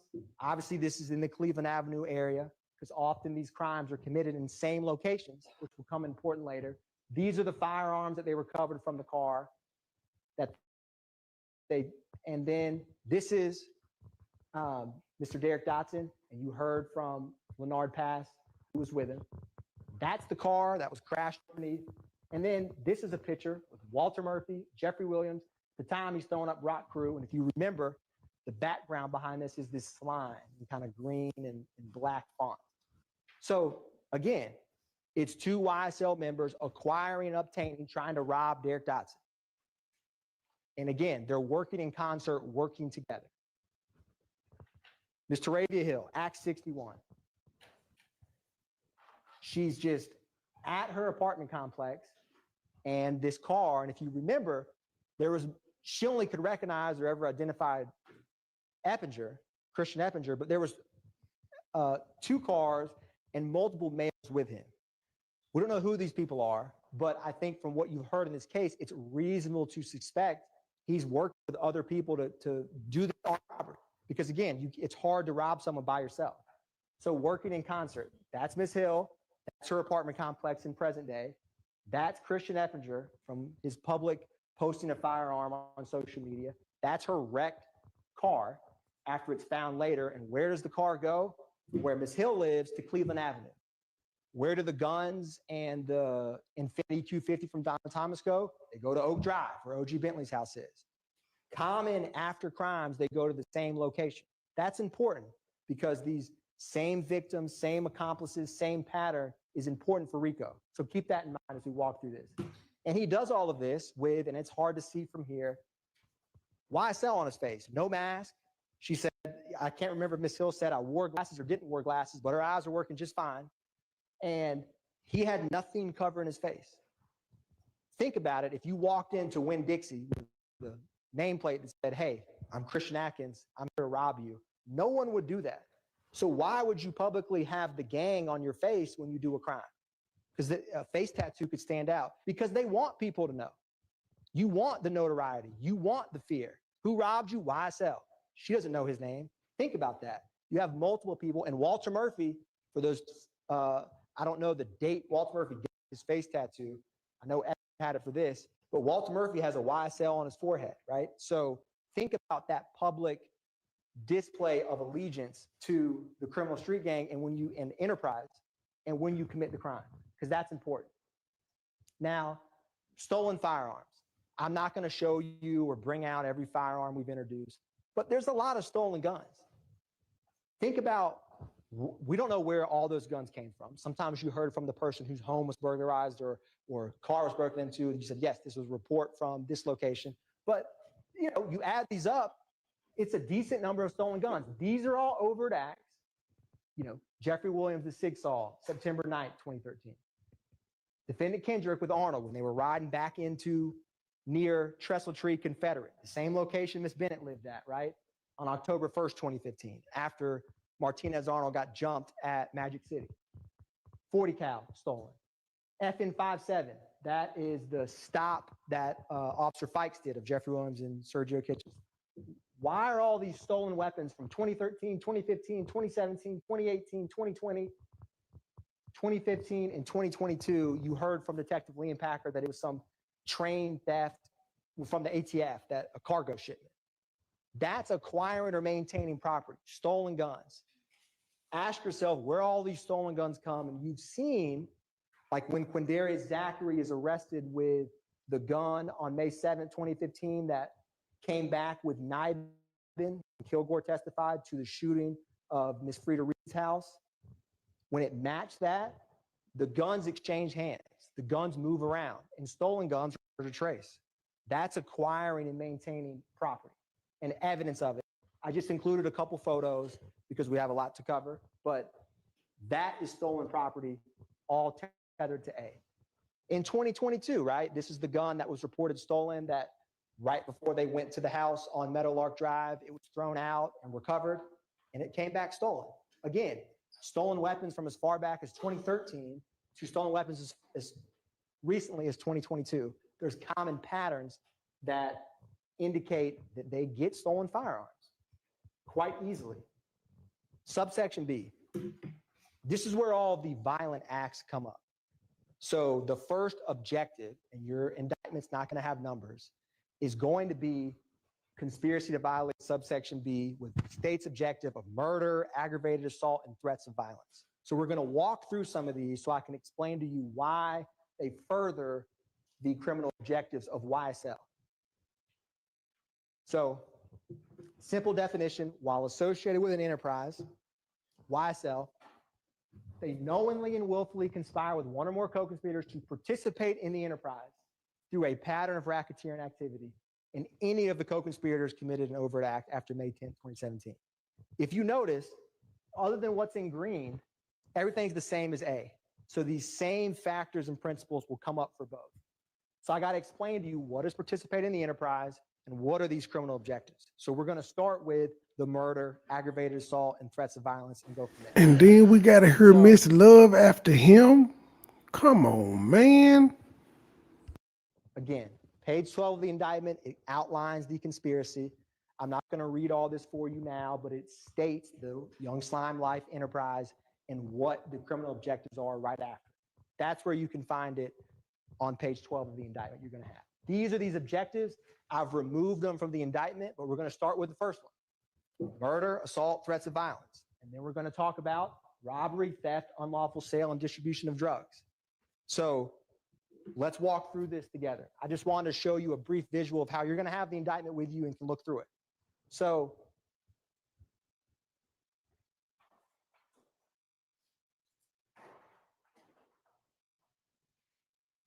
again, we're going to go objective by objective because it helps to organize the evidence. And objective one, murder, assault, and threats of violence. So you've heard about pattern of racketeering activity. What is racketeering activity? The good news for y'all is the indictment, anytime you see, it will state which is an act of racketeering activity, and then it'll cite a statute. This is what explains what racketeering activity is. This is the murder of Donovan Thomas. And you'll see when you are deciding, which is overt acts 16 through 20 is the murder of Donovan Thomas.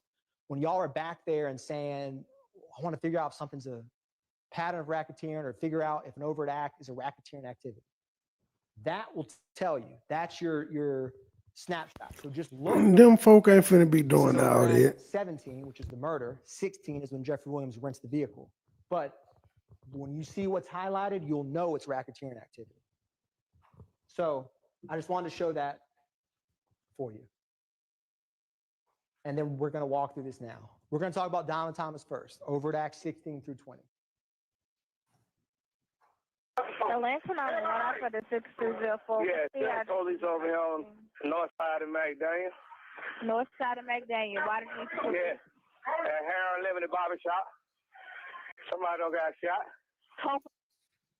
Mr. Parker, who testified, who's owned a barbershop there for 20 years. Barbershop right here.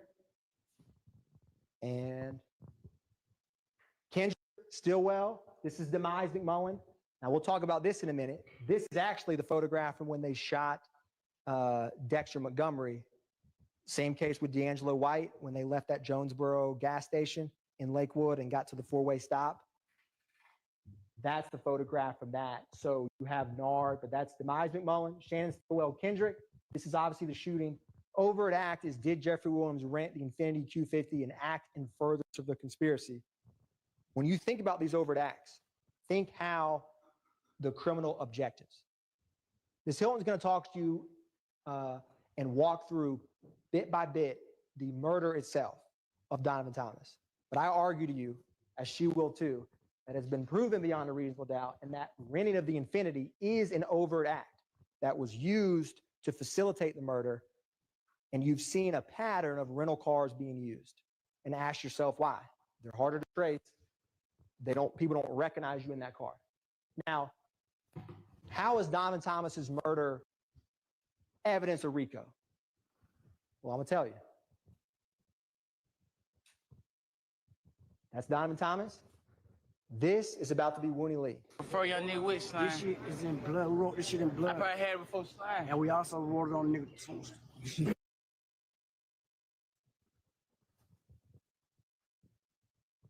We wrote it on a tombstone. And that's Donovan Thomas's gravestone. And when Miss Edmonds, who testified to you about recognizing that, she didn't wipe graffiti, she didn't wipe paint off that tombstone. She wiped a confession.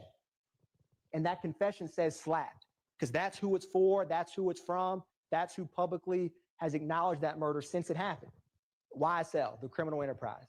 And that same slap in green handwriting, Defendant Stillwell is posting in, 7 years later in a slime t-shirt, right? Peanut Stone Gray. That's the translation version. He put it in Spanish. Wooney Lee's comment, his comment, they're all talking about and kind of joking sheepishly about a murder of Donovan Thomas. It's we, it's us, it's criminal enterprise. Now, we talked about Kendrick's tattoo, which is about to come up on his left forearm. I don't know when he got this tattoo, when the Zoom works with me and it comes up. I don't know if he had that tattoo of slat on his arm while he's driving the Infiniti Q50 past 330 McDaniel Street and Nard and Shannon shot and killed Donovan Thomas, but that same green slat ends up on the gravestone. It's not a coincidence. And they're telling you that they did it, and they just don't care, because as you said when we started, slimes are above the law, but they didn't think about you. Now, Swear to God, we kill nuts, so they gonna stay on you. you hear it as clear as I hear it. I swear to God, nobody accused Dolly of murdering Donovan Thomas. Who's the we? And then you hear in the background, we smoke nut.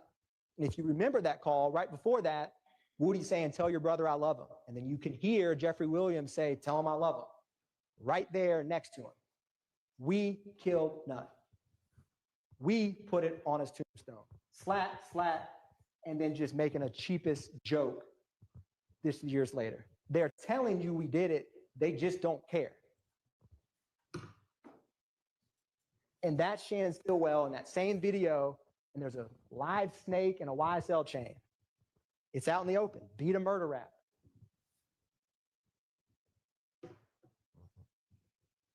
Now, we're going to turn to Jamari Holmes next. And I'm going to explain to you why that murder that Rodelius Ryan and Damon Blaylock did is in furtherance of the YSL criminal street gang, which is Overt Act 79 through 81, February 23rd, 2019.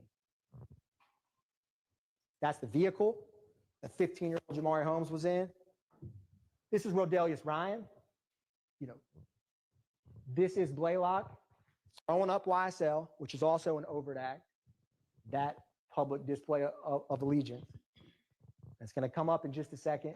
That's Jamari Holmes. You're going to see the message where, where Mariah leaves and she says, or not Mariah, but Brazy, as they called her, text and DMs Ryan and Blaylock and says, they know about Ryan, but don't know about you, and allude to Mariah snitching on them. That snitching comes up repeatedly. This is the projectile that was in Jamari Holmes' head that was fired from weapons that Rodelius Ryan and Damon Blaylock shot while they were hanging out with females in Cleveland Avenue. It came to 50 Mount Zion. And then I want to ask you, this is that message. All again, talking about snitching, trying to not get caught. Now, how do you know why Ryan did it? What does Ryan think about this murder?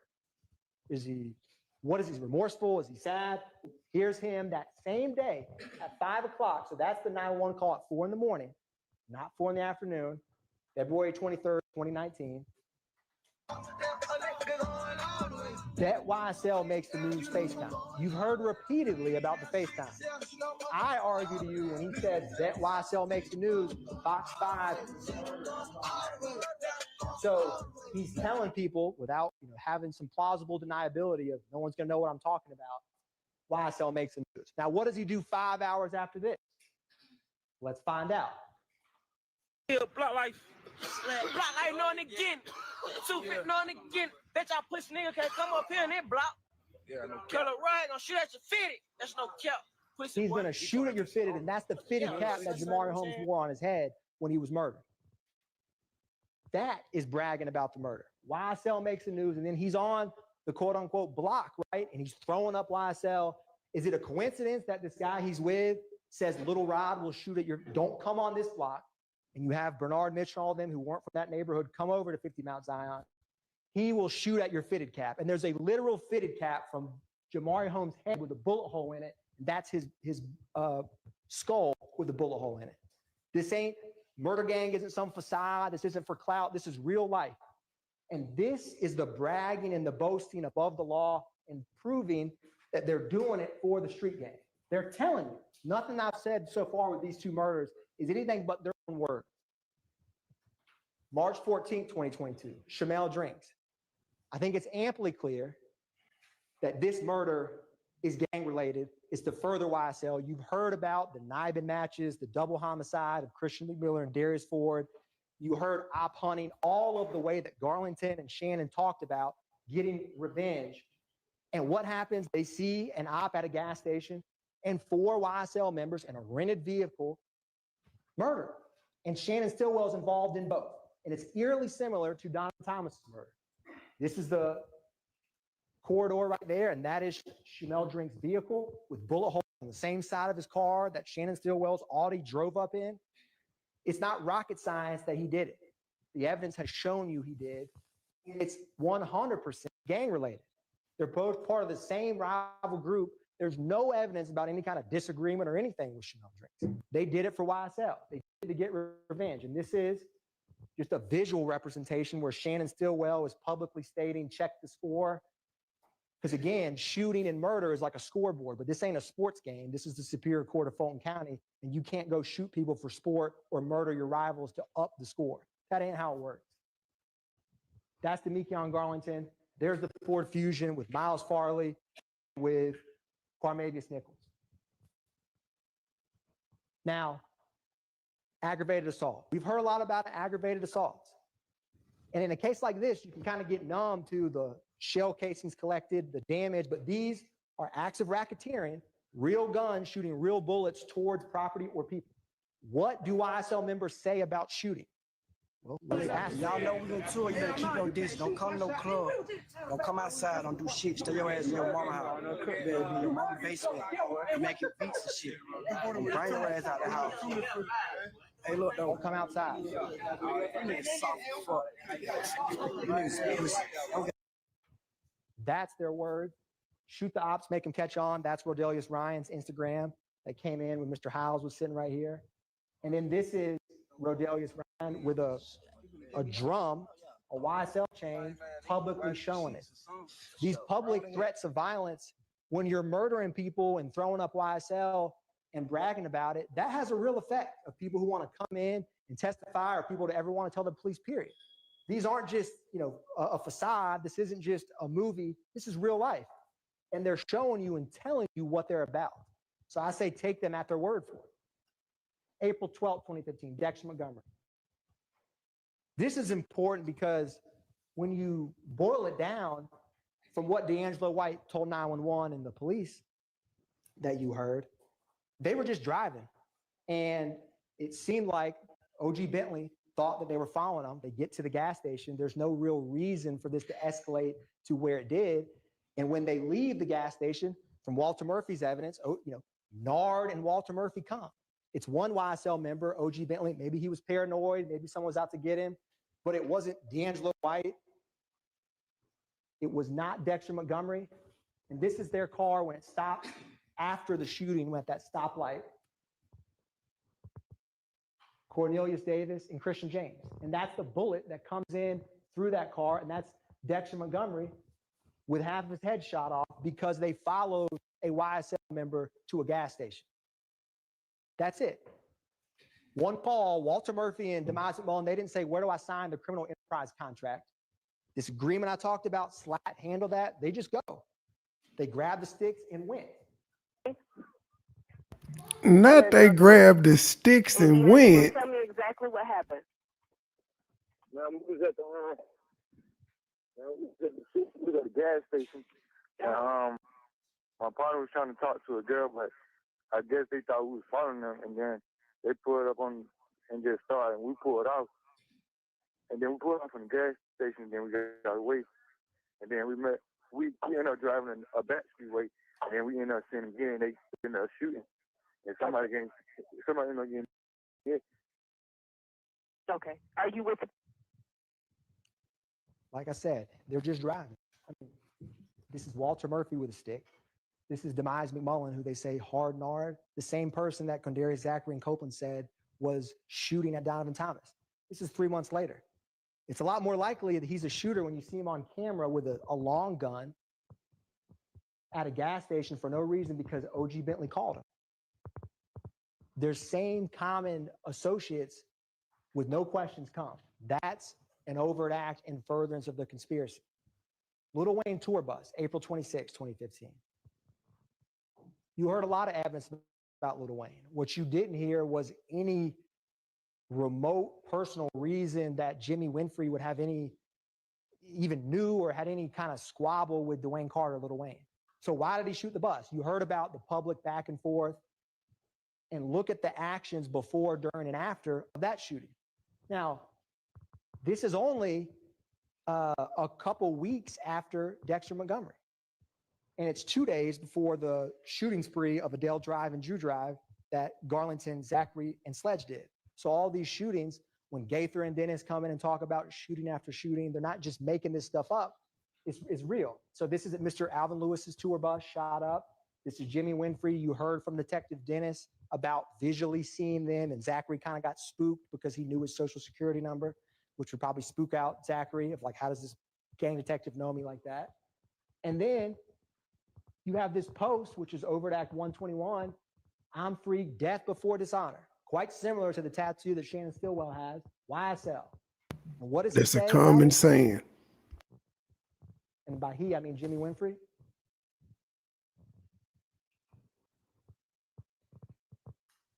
So the thing ain't cool. And then another thing, we should let Amina know they got work up in black and white showing, that I work for the company. Okay. Now it's gonna look like street business. Get Amina to get the paperwork to put it in black and white, because if not, it's gonna look like street business. Because it is street business. They just don't want you to know. That's that deception piece. They don't want jurors to know. They don't want the police to know. So get it in paperwork so we can make it look legit. There's nothing legit about shooting a tour bus driver's car on a highway. There's none. This is the phone records. They move as a pack. They move as one. This is before, where Zachary, Winfrey, Sledge, McMullen, Greer, and Dolly are all in the general area of the vault. This is, when it's about to come up, is the compound, which is a little bit later. Zachary, Winfrey, McMullen, Greer, and Dolly, 142 to 304. They all have kind of similar times when they leave, similar times when they depart. And then the last slide is going to be Dolly and Jimmy Winfrey's phone records for when the shooting happened.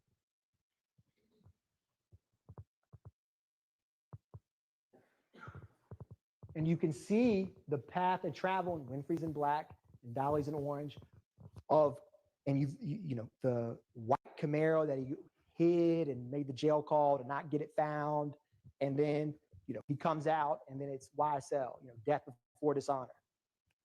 Jimmy Winfrey quite likely did not act alone. How do you drive a white Camaro going 80 down a highway and shoot that many times in a bus? Just think about it. It's common sense. They act as one, as you've seen. This is 2 days later. 3 other completely different YSL members, but all part of the same criminal street gang. Garlington, Zachary, and Sledge. Garlington gets jumped at Club Crucial. What do? They go on a shooting spree. First, they go shoot up 1428. Then they go shoot up 1903 Drew Drive. You know, back to back to back. This is Miss Bell. And when you talk about, you know, credibility of witnesses, you don't believe Miss Bell's testimony because you like her. Everybody wants to drink a glass of vodka with Miss Bell. She was a sweet lady. You believe it because what motive does she have to come in here and sit and say that her house was shot up other than that it did? What motive does she have? What bias does she have? She's a good example. She's just in her bed trying to drink a nightcap and just hang out. And what happens? They shoot at her because they think that, you know, her nephew or someone in Wise. They took the testimony of an old drunk. You don't just go shoot people's houses up because your ops there. But again, they're above the law. This is the timeline, 220 to 406 to 551. This is Zachary with what looks like an AK-47 and Demekion Garlington, and there's Sledge wiping his nose. Just like, if you remember, he wiped his nose when he walked off that witness stand at y'all. So these are the things that they're telling you, and you're going to see photographs from these. First, it's going to be the Club Crucial shootings.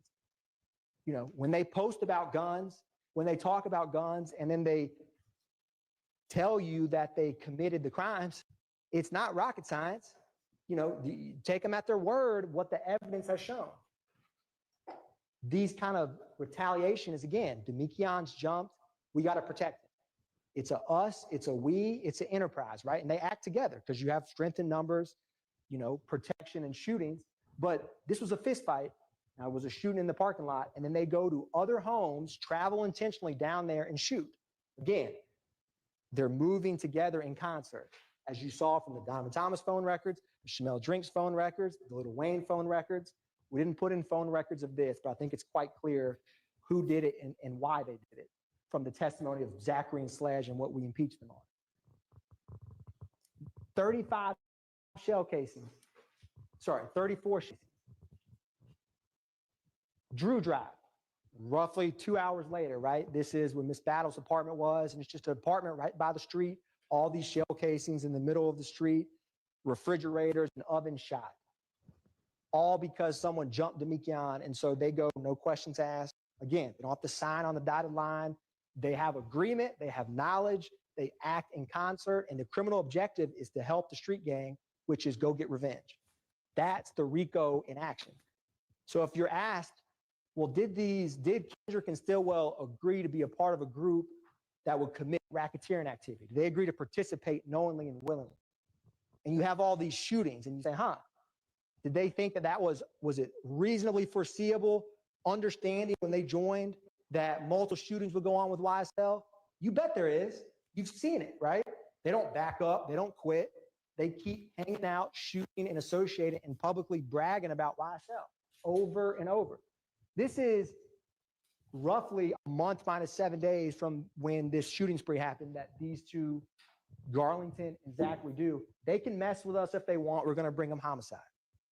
Take their word for it, because an aggravated assault could be a murder. It just missed. So they're shooting. They're telling you I am. And then they want to act like, oh, I'm just kidding. It's obviously not a joke. It's not a facade. It's very real. Conspiracy to commit murder, which is Diamante Kendrick and Martinez Arnold, same neighborhood, Summerhill area, Confederate area. They have a stolen handgun and a long gun, and they're riding yet again after a fight. And this time it's not a nightclub, it's a strip club, Magic City.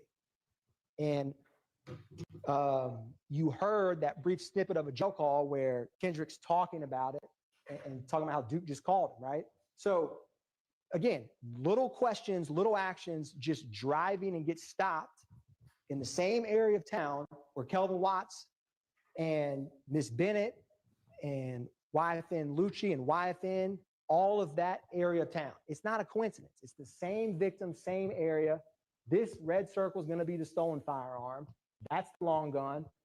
This is Overt Act 111. 5 years later, you have the same two individuals in a slime t-shirt with Martinez Arnold. Again, they're still hanging, associating. And then on the May 9th, 2022 stop, Martinez Arnold and Kendricks are at that house that has all of those firearms and the marijuana out in the open. Nothing's changed except time. Public displays of allegiance. This is the photograph that I believe investigator Griffin, who was the lead detective on T.R. Jones' murder, introduced. Does that apartment complex look quite familiar to the steps of Miss Bennett's? Because it's 988 Confederate Court, that Confederate Court area.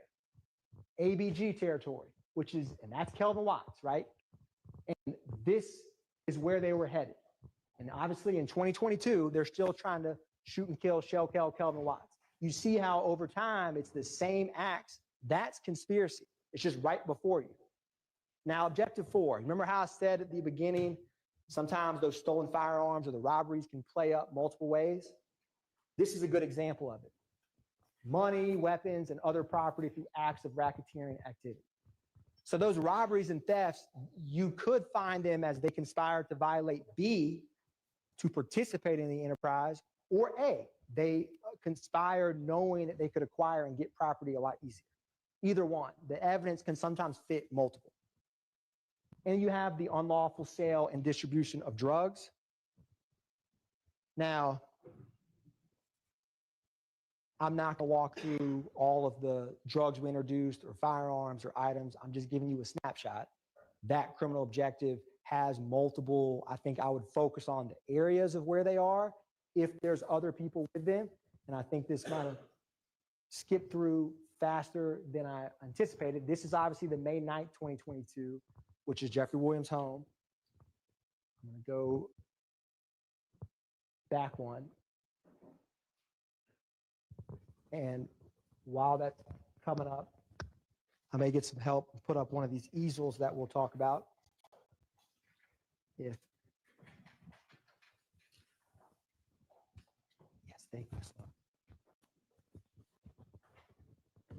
This just has agreement, enterprise, and pattern.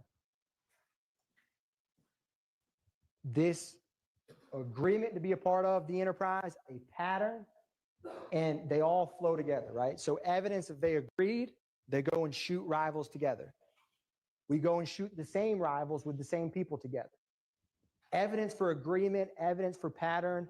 Does the YSL enterprise exist? Is it a loosely formed group of individuals for a same common criminal purpose? All of these three kind of feed together. So this triangle is just a visual way to help think through this. Okay, well, it's catching up with me. And I apologize for this, but what's going to come up next, this is the Green Store, right? This is a picture of Kenneth Copeland and Shannon Stillwell. You have August 23, 2013, where one of the first witnesses, Sergeant Heeb, H-E-E-B, he was with an officer, Viverito. Sound familiar? 50 individual packets of clear marijuana. And this area of town is not far from where the Windsor Street gas station is in 2022, where Shamel Drinks was last seen alive before that stoplight. This is Trontae Stevens' possession of marijuana after a traffic stop where he was with Stillwell. You've seen kind of over the years, multiple, sometimes at around 151 Cleveland, drugs. You've heard about the May 9th, 2022, all of the drugs that were found in that house. This is just a snapshot. These are some overt acts that you could use for this criminal objective of unlawful distribution of drugs. So I just include this as a tip. I'm not going to walk through every one. Act 48, 2015. Act 49, 2015. Act 65, 2017. 2020, it spans 7 years. BB, Nichols, Stevens, right? You've heard and seen pictures of them, identifiers of YSL over time in similar areas dealing drugs.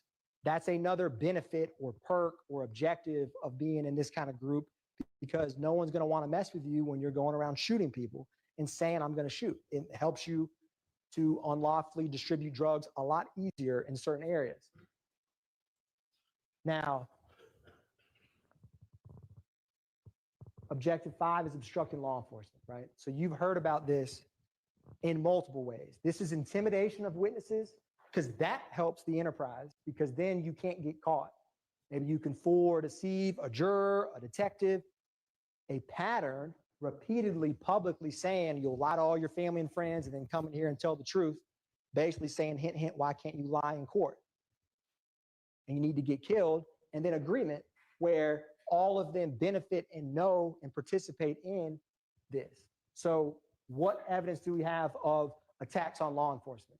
Well, one of the first acts you saw is Trontavious Stevens. You heard from the vehicle that was stolen and Officer Pettis, and there was that firearm and that yellow bucket where he tried to go and arrest Stevens, who has this slime tattoo on his body.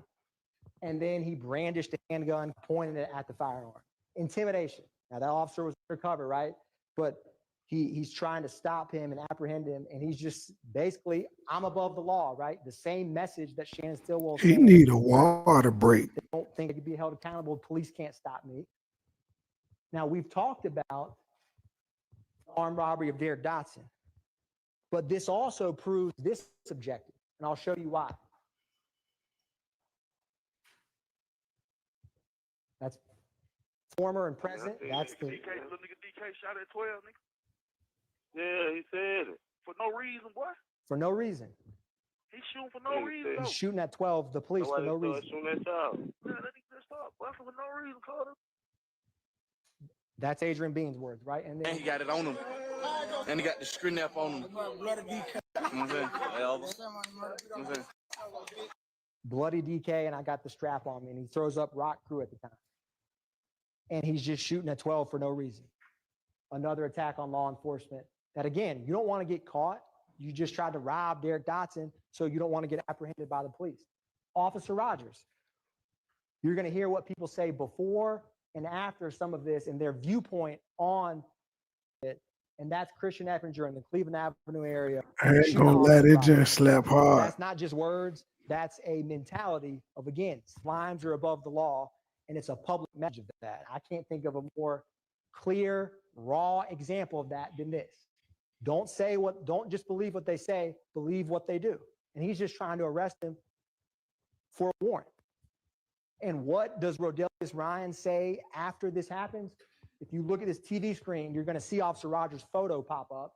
And this is the message he has for his fellow YSL gang member after he just tried to attempted to murder Officer Rogers for doing his job.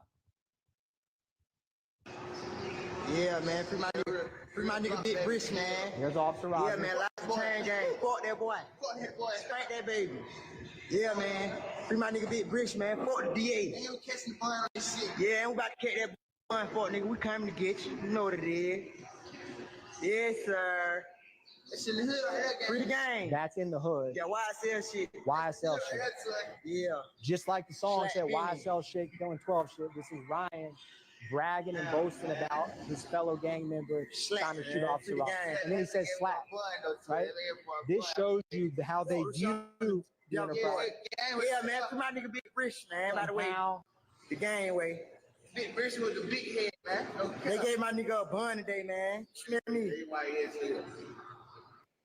Over at Act 180. Nigga, lie to your kids.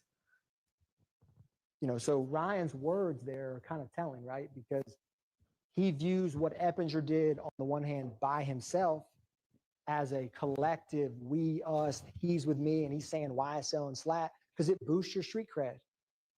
Quite frankly, it boosts your street cred to shoot at the police. And that furthers your gang because you get more of a reputation. And that's what you've heard from the gang detectives and seeing why Ryan would have this positive reaction and collective us to Eppinger doing that. It wasn't just Eppinger alone. It's a we, it's a us. And any overt act done to further the conspiracy is held against everyone, to include these defendants. Because when you knowingly and willfully join a criminal enterprise, you got to buy the good, bad, and the ugly. Now, we've talked about intimidating witnesses. I started with that video of Jeffrey Williams. What's Antonio Sledge's position You on lie to your kids. You lie to your mama.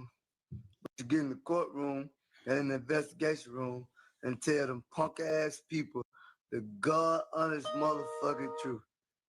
Pussy ass. And that's Antonio Sledge as a witness, right? So you realize what people say outside of court. Think about that Antonio Sledge and that. And it, how people are in the witness stand, right, is quite different. But you don't want to get caught. You don't want people to come in here and tell them. It's as clear as that. Miss Bennett, Antonio Sumlin, Quindarius Zachary, Walter Murphy, Kenneth Copeland, about to be Adrian Bean up here, Wooney Lee. You saw their reactions, the awkward pauses, the kind of contemplation of, man, what am I going to say here? Or some bad wiretap or jail call that gets played that doesn't sound good. Adrian Bean.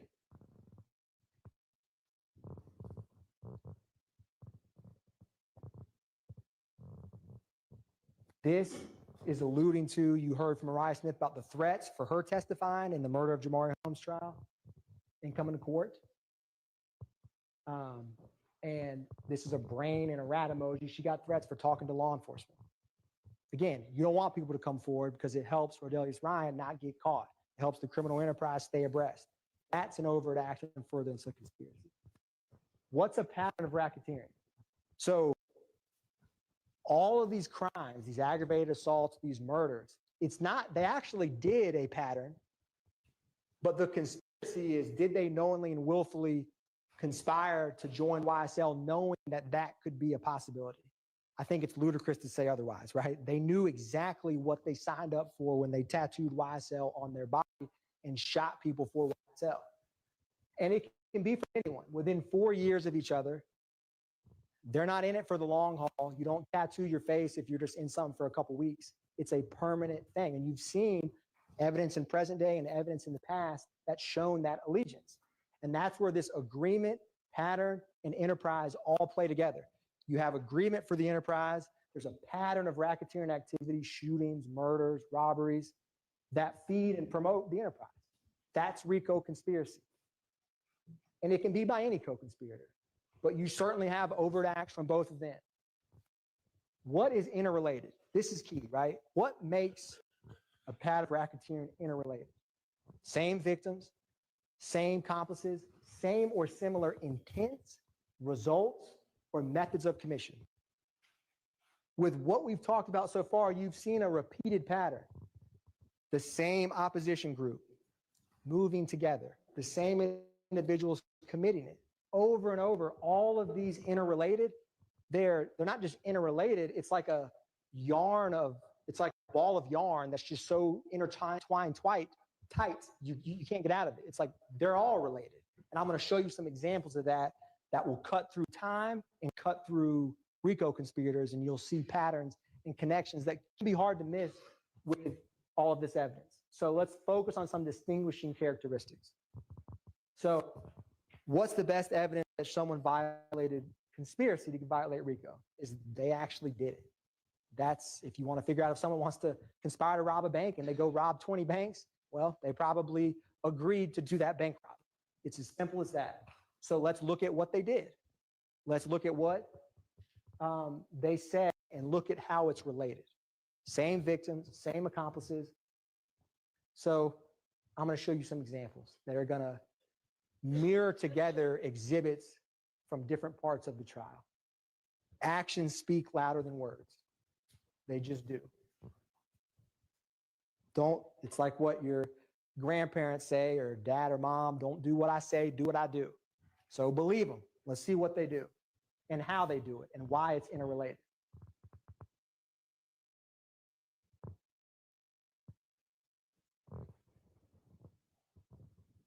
So we're going to see some patterns. They move as a pack, right? What's going to come up is the cell phone records from OG Bentley's house, or the spot on Oak Drive where you heard testimony about. This is after the murder of Donovan Thomas. This is both what Copeland and Zachary say that they all went to get rid of the gun and to get rid of the car, because they don't want murder weapons to get caught with it, obviously. So the same individual who called Walter Murphy and Demise McMullen 3 months later when they pull up with a stick, you don't think that Demise McMullen killed Donovan Thomas with Shannon Stillwell, Kendrick driving and Justin Cobb and then would go to his friend OG Bentley? Of course he would. And where do they go? I mean, 755, 750. This is McMullen and Williams. That's OG Bentley's house. 5 minutes of each other. They go from up north where Sky House is to down there. Let's look at the next slide. Bradford, 747, OG Bentley's house. You need a common place to take guns and cars. It's not a coincidence they all just woke up and decided to go, have a pizza party at OG Bentley's, within 30 minutes of the murder of Donovan Thomas in a car rented by Jeffrey Williams. That's not a coincidence. And that Copeland and Zachary just guessed randomly of where they traveled. They knew. Let's look at Treadwell, right? He's all over this Oak Drive address because that's where his house was. Now, fast forward, this is Shamel Drinks. Where do they go after the murder of Shamel Drinks? This is Farley, Garlington, and Jackson. The times are a little different, but the general direction of travel is to, look, here's the airport, there's the airport, there's the airport, there's 70. They go to the same location after a murder for a variety of reasons. Maybe to get their story straight. Maybe to all have a common place to go to get away from when you just commit a murder. This is 2022. That was 2015. That's a pattern. I can't think of a more clear example of one. Now, common places to stash a story. You've heard about the web. You've seen more recently Waters Road, and you used to hear reference about the dugout, but the web and Waters Road come up frequently. What were some similarities between them? There are places where they can store their guns and can frequently go where no one's going to catch them or bother them. This is Trontavious Stevens. This is Antonio Sumlin. He has the slime tattoo on his body, and Sumlin has YSL here and multiple king slime on his forearm. This is the web. There's that YSL. There's the surveillance video right there. Look kind of similar to Waters Road. Completely different locations. This is from the Instagram where one slug, I'm going to the web. And then there was this wiretap. We back at the web. What, slug on spot? Yeah, we got that spot now. We ain't slug spot though. We're back at the web. It's not slug spot. It's now my spot. They exchange guns. They exchange locations to help the gang. It's quite simply that, right? They need a spot to be able to hang out and lay low. Fast forward to present time. We're about to talk about and see Waters Road. And you saw the phone records both in March, the ankle monitor, it was 3,000 something times per minute that defendant Stillwell was at that 2830 Waters Road. It's not a coincidence, right? You just saw that surveillance at the web. Yes, you can have surveillance system in your home, but with the evidence of guns, let's go to the web, Waters Road, with all of the assault rifles and bullets that were there. That's the surveillance video on the 16th. That's the cables removed on the 17th. Same address, Waters Road. It moves and talks and walks very similar to the web. Different locations, YSL members to help the enterprise. They all agree to be a part of it, from the tattoos and the shootings and the actions, and there's a pattern. There's a clear pattern. You don't have to be a rocket scientist to figure out this pattern. Same or similar intents and accomplices. So follow me with this. So Donovan Thomas, murdered January 2015 by YSL. YFN Lucci, whose mother's house is shot on the 22nd of January and the 26th of January 2015. And then what do they say? What do they do? What are their methods of attacking or harming a rival? Well, that's the 22nd, 1007 Hill Street. And then the 26th, that is, a window, a mirror window in her home. Is it a coincidence? He shoots that, I shoot at his mommy, he no longer mentions me. Maybe it is. Maybe it's just a coincidence. But then when you see the text messages, right, between Huey and Thug, go handle that, Slatty, it kind of takes on a little different feel to it. All right, so keep going. What other actions do YSL members have with, and if you remember, right, the gun that Zachary had that he was arrested with got tied to those shootings. So this is where guns change. Multiple conspirators work together in concert. This is a tweet or an Instagram from Jeffrey Williams. If I didn't like what you did for your mother's kids, I would have been killed you. That's 2019.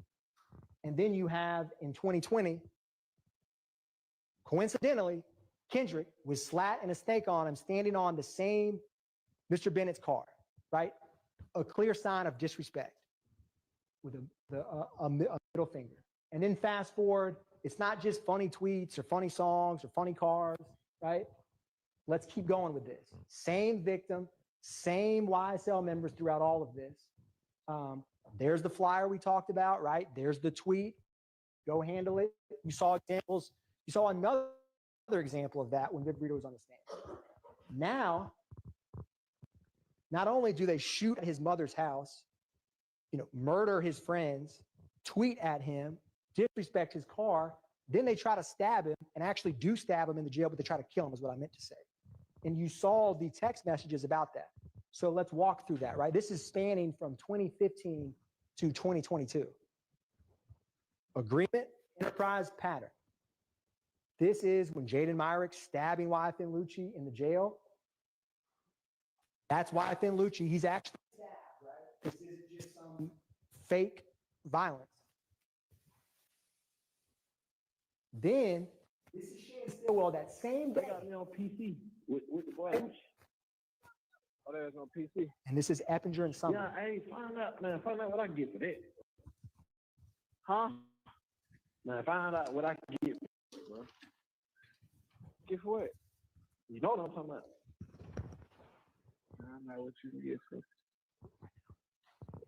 I just told you why I'm at. Remember that? Okay, so what you need me to do? Find out what I can get, man. I just told you who I'm in the going with. Who you in the going with? Lucci, nigga. It's unspoken agreement, right? Why is someone, Eppinger, Kendrick, Zachary have a gun, Shannon tweeting just wet, Lucci's, you know what, ASS up? Not a coincidence. Not a coincidence. Them folks slow as hell to have that conversation on the phone, a jail phone. Christian Evans, right? The same one who robbed Raven Hill with a YSL on his face is calling someone who has YSL tattooed permanently on his body and is talking about going to stab Lucci and get permission, right? So these same co-conspirators work together over time.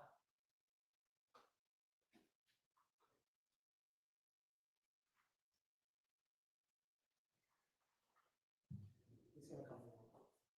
What we're going to show, see, there's someone, right? Can't spell slime without me, the biggest. Publicly, full allegiance. Did they knowingly and willfully agree to be part of YSL? What do they say? What do they do, right? It's as simple as that. That is how you can know evidence showing that. All right. Now, what's the common denominator with Kelvin Watts? This is Zachary and Sledge. There's Kelvin Watts, Shell Kale, and Donovan Thomas, right? You just saw a picture of Donovan Thomas and Mr. Bennett. And you saw the actions that the YSL criminal street gang did and talks about him. So here's yet another friend in a public picture with Donovan Thomas, Kelvin Watts. What are their viewpoints on him? This is Zachary and Sledge publicly threatening him in 2015. You little strip dip ass nigga. We ain't really going back and forth no nigga. You little bitch ass nigga. I know where we hit. I'm everywhere. Yeah, fuck you nigga, Kel. Whoever else, nigga. Well, nigga. Pop, pop, pop. Nigga. Whoa. They said I ain't really going back.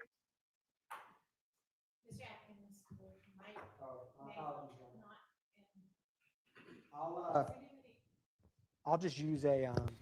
They playing dirty and closing arguments. Look at the Devil Twins. Oh, they must have been called a objection. Uh-oh, they done messed up. Let's see what's finna happen. He fucked up.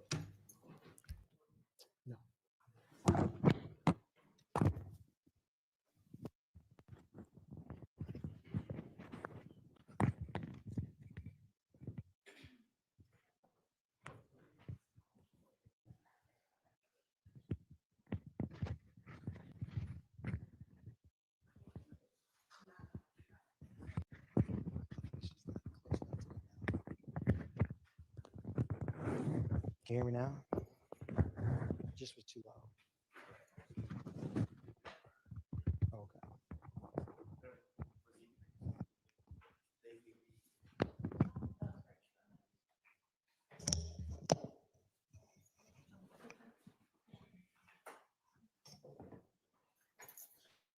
Okay. What the fuck did they cut the audio for? I don't have anything. Let me see. Be right back.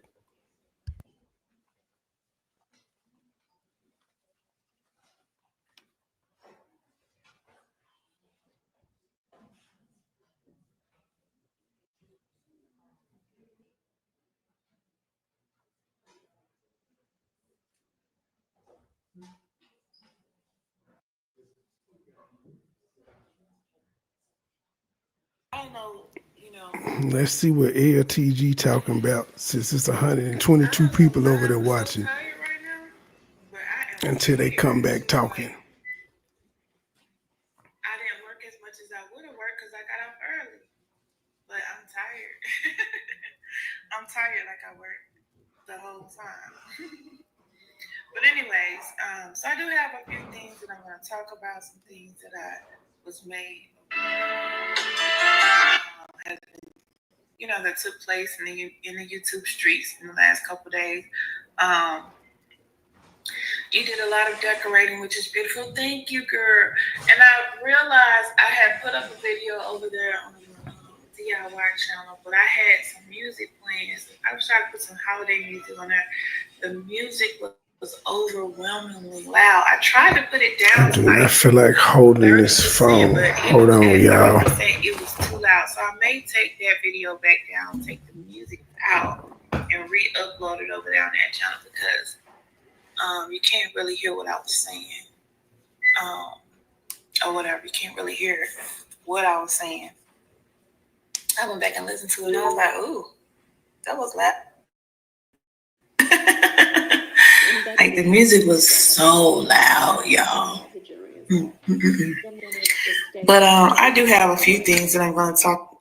Wait a damn minute. Why I heard her in my headphones and in the speaker? Hold on.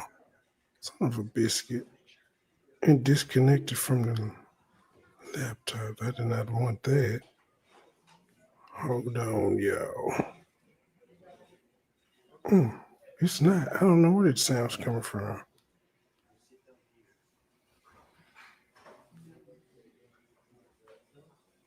About today, like I said, I was hardly on YouTube other than uploading videos yesterday, and I was uploading on multiple channels, not just one, just different channels based on whatever it That's is the that I was courtroom. showing. Shit moving around in my I did get ear. a few links. I did get sent a few links. I did get told about some things that took place yesterday that had my. You gotta tell people to stop telling you stuff. If you ain't see it, it was meant for you not to see it. I noticed there be a lot of cause of a lot of issues is because people are always being told about stuff when they normally wouldn't have known if they weren't told about it. So I just think that that's the cause of a lot of feelings and stuff, is being told about stuff. Name in it. And Cause you didn't feel no type of way about whatever was said, because you didn't know about it. You didn't see it, you didn't hear it. So you didn't feel no type of way until you were told about it. And that person, they wasn't really offended, because if they was, then they would have done something other than tell you about it. Okay. Let me stop before I get in trouble. Things, and then some stuff was gone when I went back to go actually try to look at it. But I kind of, I know about it, okay? While we wait for this trial to resume. Y'all gotta excuse me, I'm tired. I probably should have did this live later. I probably should have did this live tonight after work, because I am tired. I'm tired. Y'all, girl, man, I got up and I cooked a big ass breakfast today.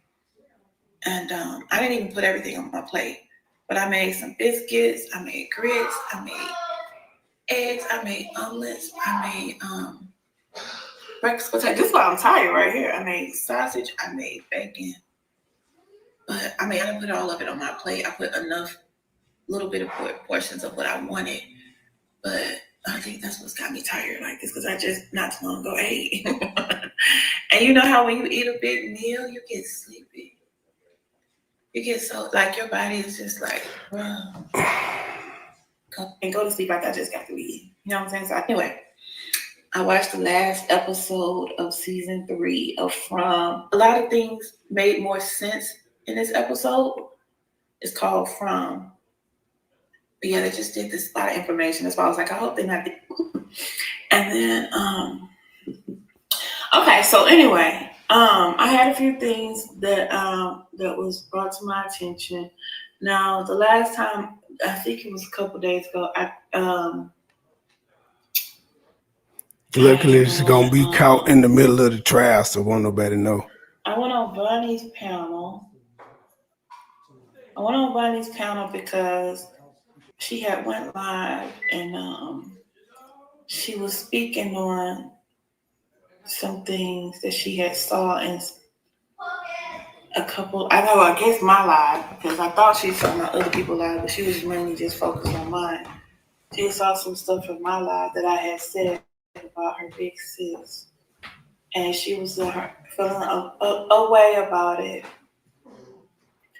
So she went live and she was basically saying, if y'all gonna address Cardboard, can y'all just keep it on him and not, bring up other people because, you don't have an issue with those other people.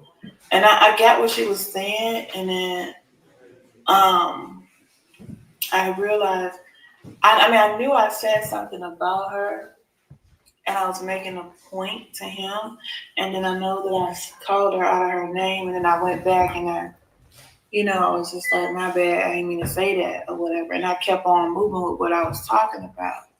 So that was like, my way of saying, I wasn't even coming for her, but in what I was saying about the point that I was making to him, I had used her as an example, because that's the truth, you know what I'm saying? So I guess Funny was feeling some type of way because she is back cool with Faye, and there's nothing wrong with that. That's their business. Whatever went on with them, and they forgave each other or whatever, that's them. I'm not cool with her. You know what I'm saying? It is what it is. We just had a whole thing a few weeks ago. You know what I'm saying? I'm not actively beefing with her. I made an announcement a couple weeks ago that got everybody upset, I guess. I said I'm not actively beefing with anybody. When I say anybody, that means with anybody. Nobody. I'm not beefing with anybody. I said if anybody feel like they're beefing with me, then they're beefing by themselves. And right after I said that, not too long after that, here comes Cardboard going live, speaking on everybody over here that ain't even bothering him. Which, in his mind, he's looking at it like, y'all can come out here and speak y'all opinion on everything and everybody. Why can't I? I get it. You know what I'm saying? But when you're coming out here attacking people, that's a different thing. You came out here attacking people. You studied lying, saying you pulled up on me and I ran. And I dropped every receipt there is. And see, that's why sometimes, you know what I'm saying? It's a good thing when you're willing to show a receipt, okay? Because you're proving that, hey, no, this is what really happened. A lot of times around here, you can show a receipt and motherfucker will sit here and look at your receipt and still say the same thing they were saying. So it's like no point, you know what I'm saying? They're going to believe it or they're going to believe or not believe regardless. People are going to See, buffering, y'all. Going to believe what they want to believe because when I show all those receipts, and the only thing he had was his little video of him driving, and him saying what he was about to do that he has taken down. Okay, it's not even up anymore. That's all he had. But I showed multiple receipts that cannot be debunked. Real receipts. I drove to the hospital. All right. I was on cam walking. The jury is ready, and if get them back as soon as possible since we got a late start this morning. Can you move that a little bit because that's kind of blocking the defense's view of the jury.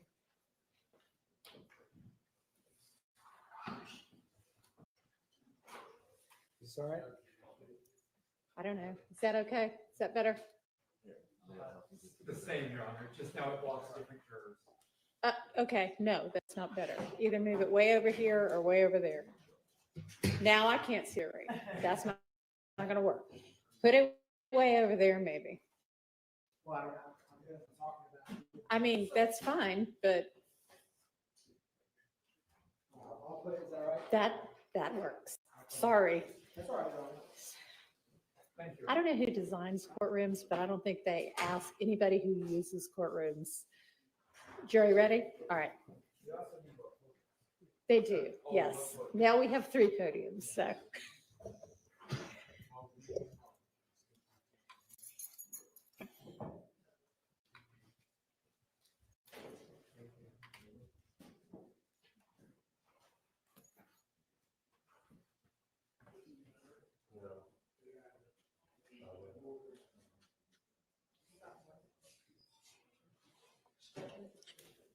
You can roll the screen over this way some maybe, if you want them to be able to see them both.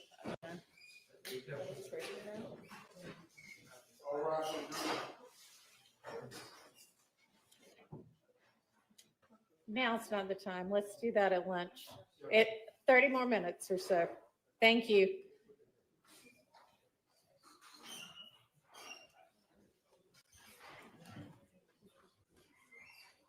I think that screen maybe stopped working halfway through. So the other one, either the one above or the one, I think the one below doesn't work, but the one above will. They'll switch it up at lunch.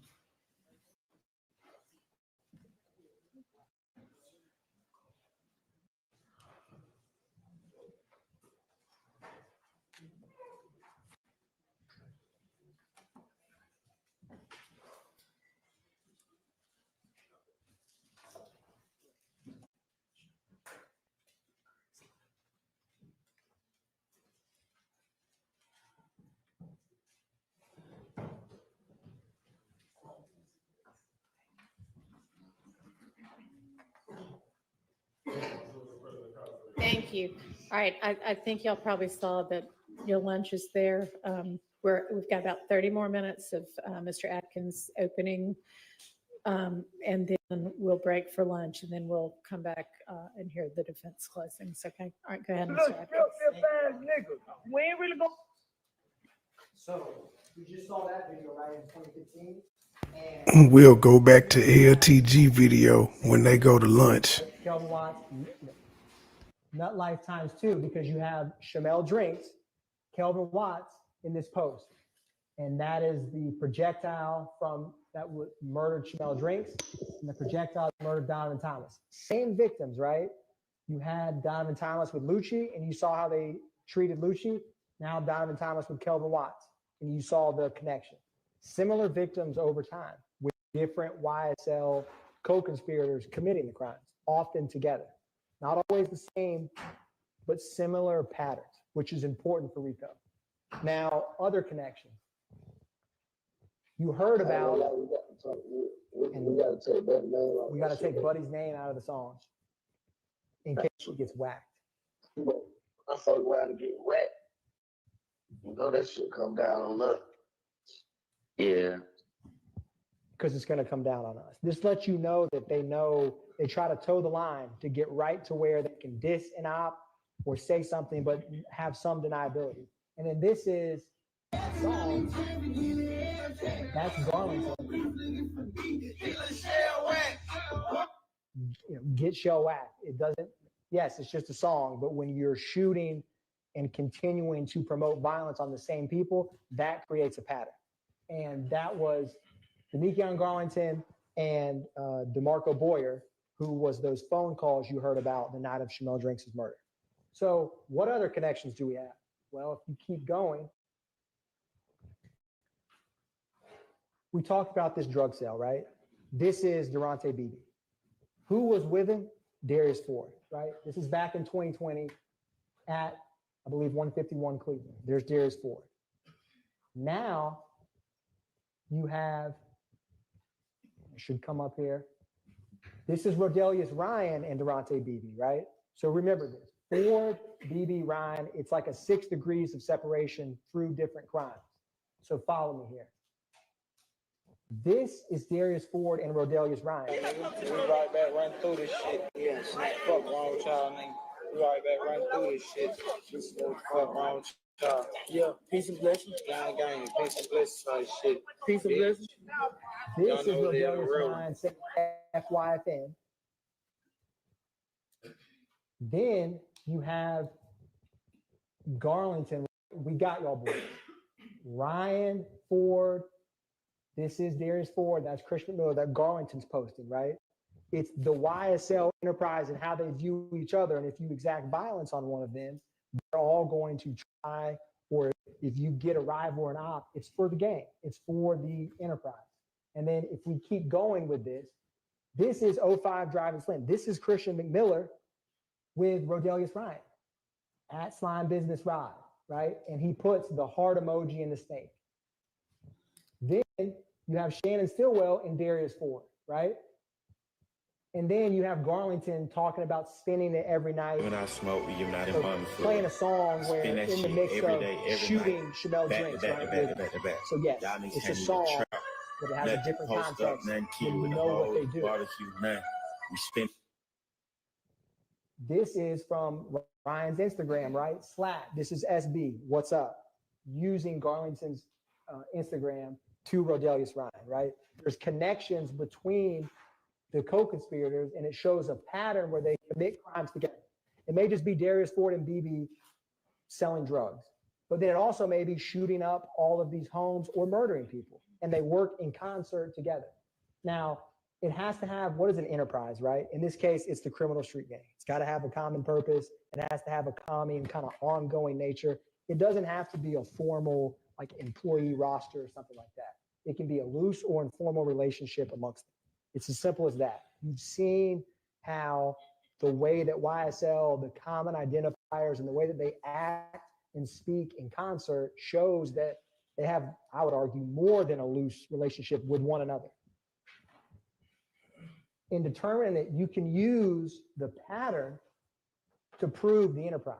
This is where the crimes themselves and how they're committed kind of help you. And is there an enterprise? Well, the way that they work in concert shows you that there is. And I misspelled. There's always one word in every slide, and I've checked this thing 20 times, so I apologize. Racketeering. I knew there'd be one. Okay. So, is this a RICO? Right? Yeah, Uncle had wanted me to call you. The man got jumped on. I know it. Get with that's why I was telling y'all last time I told you. I say when Lamar leaves classification, make sure y'all tell him to hit so a nigga know we called you soon. He got up there, but see what Uncle was trying to see. They were saying it was a mob nigga and some 9 dude niggas jumped on, bro. Yeah, we just heard the same thing too. That's why we trying to figure out who the fuck up there mob and folks jumped in with some YFN niggas over shit. Yeah, that what folk were trying to call you and see like who the hell that was. So do it for Phil, right? Trying to get protection is with in the other car with Parmavius Nichols after the murder of Shamel Drinks. Talking about Unfunk. Do it for Phil, the person who's hashtag top shotter day at Slime Business Drive is Miles Farley, the same person who's in the Ford Fusion with Parmavius Nichols when they're at the gas station and then pulls out behind Shamel Drinks, right?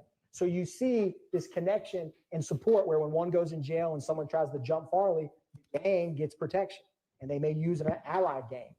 That's a pattern, and it's to further the enterprise because you don't want to get caught or get harmed. So take it a step further. This is Christian Eppinger, YSL Brish. That's Unfunk he's posting. Here's Eppinger, Wooney Lee, and BB, right? Only the Slimes all together. Now, when you have Unfunk, Garlington, Sumlin, so you have Eppinger in 2016 saying free Unfunk, right? Then in 2022, you have Christian Eppinger and Sumlin having that jail call to try to get Lucci. And then you have Unfunk and Garlington trying to get protection because YFN, the same group of Lucci, is trying to hurt Miles Farley. So there's connections between the acts. There's patterns and the interactions amongst each other. And if you take it a step further, then you have Rooney Lee with Shannon. You heard about No Slime Left Behind. Rooney Lee with Kendrick, actively promoting the gang. Yes, it may just be a photo, but when people think you murdered people, shot people, and got away with it, it has a different context to that. It has a much different context. What is Kenneth Copeland roughly 2 weeks before this indictment? How is he interacting, right? He comes up here like everything's in the past. This is Kenneth Copeland. He heard somebody. Police been knock up 43, they got a 43-man indictment. That was Toon said. I don't know. He ain't told me that. Yeah, he said that what he heard, but you know, he probably just talking. Ain't no telling. Yeah. Yeah. Where you think what? I had to dig out what's the name of him. Where you think for what though? He just said Rico, I guess. Rico, I guess. That's what he said. But I don't know how true it is. I told that shit, that stuff Instagram. Better stay off Instagram. Yeah. Not like Rico. Yeah. What Rico? I'm not a criminal enterprise, right?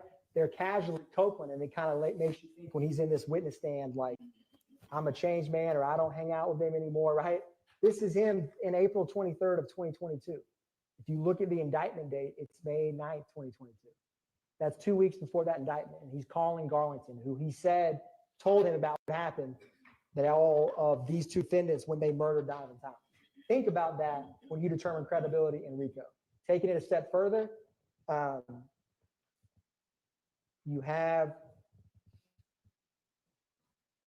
some. No, listen, man. I just got. Well, it's the call where he says he just got off the phone with Woody, and that YSL stuff is hot. You need to take that down, right? And then at the very end of that, and I won't play the whole thing, but it's in evidence, they say we need to take that YSL because it's hot off social media, right? So that shows you that they know, they just don't want to get caught. This RICO conspiracy, this is your verdict form. When we talked about A and B, it's going to look like this: as to conspiracy to violate subsection A, we the defendant. A, acquire and maintain property, knowingly and willfully conspire. B is those objectives I talked about. Did you participate in the enterprise, knowing and understanding that a pattern of racketeering, which remember, check the indictment for the crimes. Do you think that they knew when these two defendants from January 10th, 2015 onward, that there would be robbery, aggravated assault, intimidating witnesses? I mean, of course they did. But think about that when you look through this, because you have to decide, is it A or is it B? I believe it's both, but you can find either as a jury when you deliberate. And remember, some evidence can factor into both. The robberies can be A. The stolen guns can be A. They also can be a part of B when you create a pattern. And then on the bottom, it's going to ask you about guilty, guilty. Please identify on the next page the overt acts you find. So when y'all agree unanimously on an overt act, and you got to find one after May 10th, 2017, the good news is there's plenty of the state has proven happened after that date, so they shouldn't be hard to find. You write them down. And if you need to write 50, write 50. If you need a pen, ask the court reporter. She'll come bring you an extra pen if y'all need and run out of ink. But fill it out on the form after this, once you all deliberate and talk through the evidence. And you will find guilty of the RICO enterprise when you look at the evidence and the common sense, reasonable inferences from all of it and some of these connections. I just gave you a few. I could do this 6 degrees of separation with multiple crimes throughout the case, but I tried to pick a couple to show you. And participation in treating activity, this is much simpler. You know, the RICO enterprise and the criminal street gang is one in part the same. Criminal street gang activity is there is a gang, YSL. Clearly the evidence has shown at this point that YSL is a criminal street gang, right? Are they a part of that street gang? Do they commit criminal street gang activity? For purposes of this indictment, the judge will instruct you that the street gang charges, the firearm possessed during the drugs for Kendrick and the murder of Shamel Drinks for Shannon Stillwell, both murder and possession of firearm during commission of a felony, which is the drugs, are criminal street gang activity. So all you really have to decide, in my mind, is there a nexus to the street gang? And I'm going to, this goes on to explain criminal street gang activity, which the judge will tell you that for these crimes, they are street gang activity. You just have to find Kendrick and Stillwell, the YSL street gang, which for all intents and purposes is the same as the criminal enterprise we've just been describing. And I'm going to, B is in order to maintain or increase status. So you'll see Shannon Stillwell has B. When he murdered Shamel Drinks, do you think that was in order to boost his YSL street cred and increase his status? Of course it was. He had no personal disagreement with Shamel Drinks. The only reason to murder him is because you saw all this public posting about get back, revenge, and he has that tweet I had earlier, up the score. That, when Shannon Stillwell committed that murder, it was to further the street gang. There's no other reason that makes any sense. And it would certainly boost his common signs, symbols, and tattoos. I only have a snippet. This is very similar to the first witness belt nap, right? Y'all have heard ample evidence of all these identifiers. You've heard about slime, the lizard, the snake, the green, Copeland with the hand sign. Y'all are basically gang experts at this point, probably yourselves, because you've heard a lot about it, but it's important to show you the evidence over time. Tattoos, I've talked a lot about these. I think it's important to, these permanent YSL lifestyle. This is Trontavia Stevens. That's Antonio Sumlin. That's Antonio Sumlin. That's the Diamante Kendrick. Slime Life, YSL. And then you have face tattoos, Javon Fleetwood. Then you have Walter Murphy's going to come up and Christian Eppinger. Public YSL tattoos on their face. Essentially a walking billboard for the enterprise. And if you commit a crime with that on your face, it's to help let people know this is from YSL. Going a little bit further, 3 or more members, clearly there's 3 or more. RICO was 2 or more, gang, you need at least 3. So you can't have a gang of 2 under the law.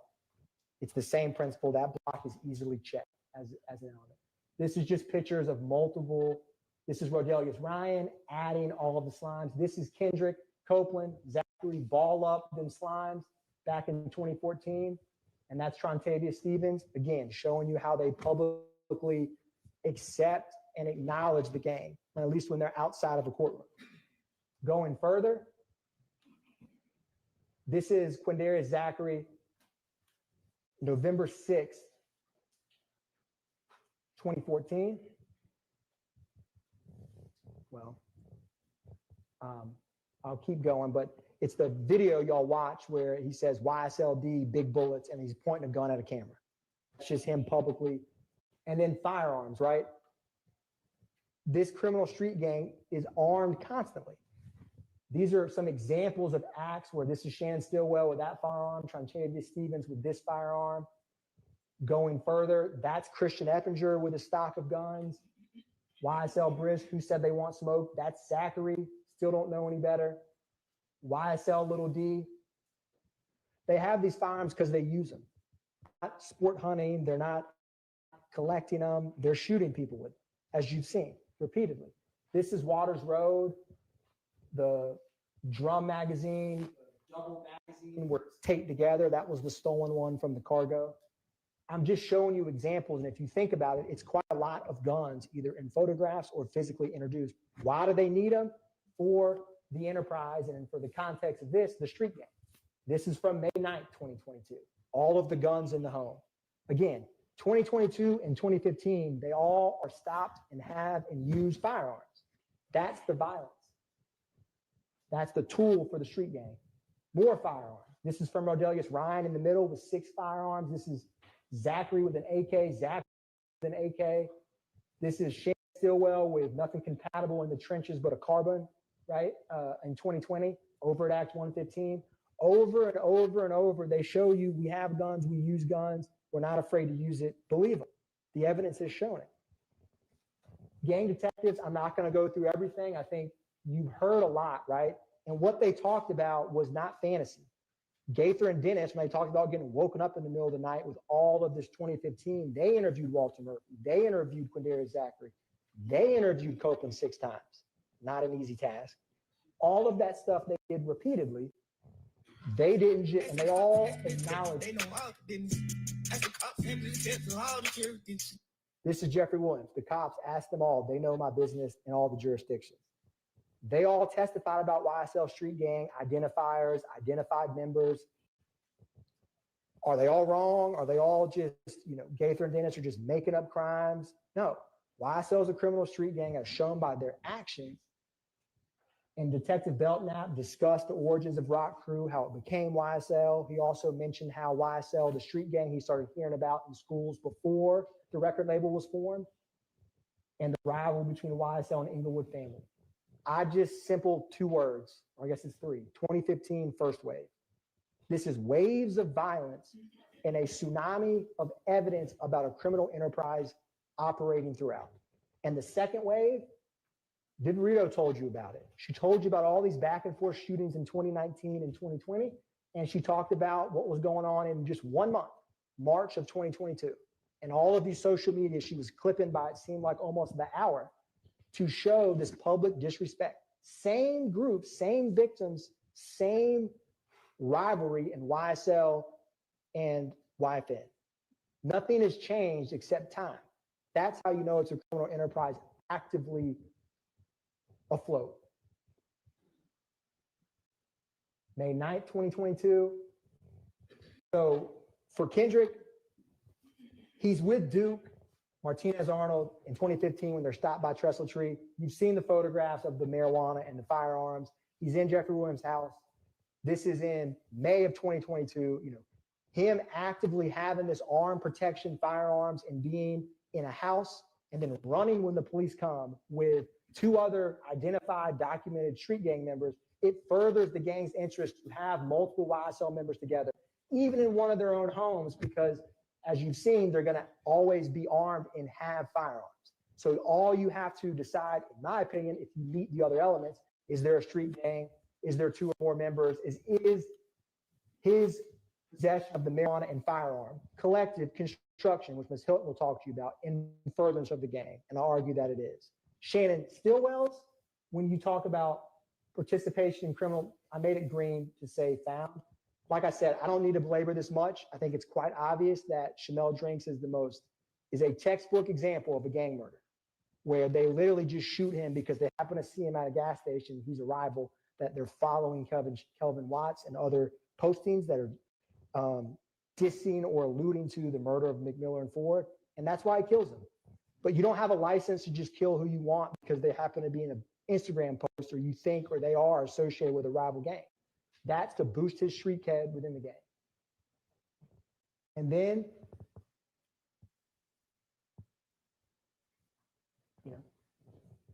every slime plays nasty. What does Rooney Lee say about that? Yeah, they can argue that they're just trying to watch the local basketball game on the nightly news. At ESPN got bomb on me because we're blowing it down. He's got a gun as ESPN because we're blowing people down. I mean, I don't know what else to say. This is Kendrick's tattoo. You're going to see, this is Miles Farley, ESPN tattooed on the back of his neck. This is going to be Christian Effinger coming up here. Rise and Slime, ESPN. And then I didn't clip it in there, but there's the song that Shannon Stillwell himself made where he literally says, every slime plays nasty. So these are common phrases, identifiers, and by nasty, they mean violence. You've seen it. Going a step further,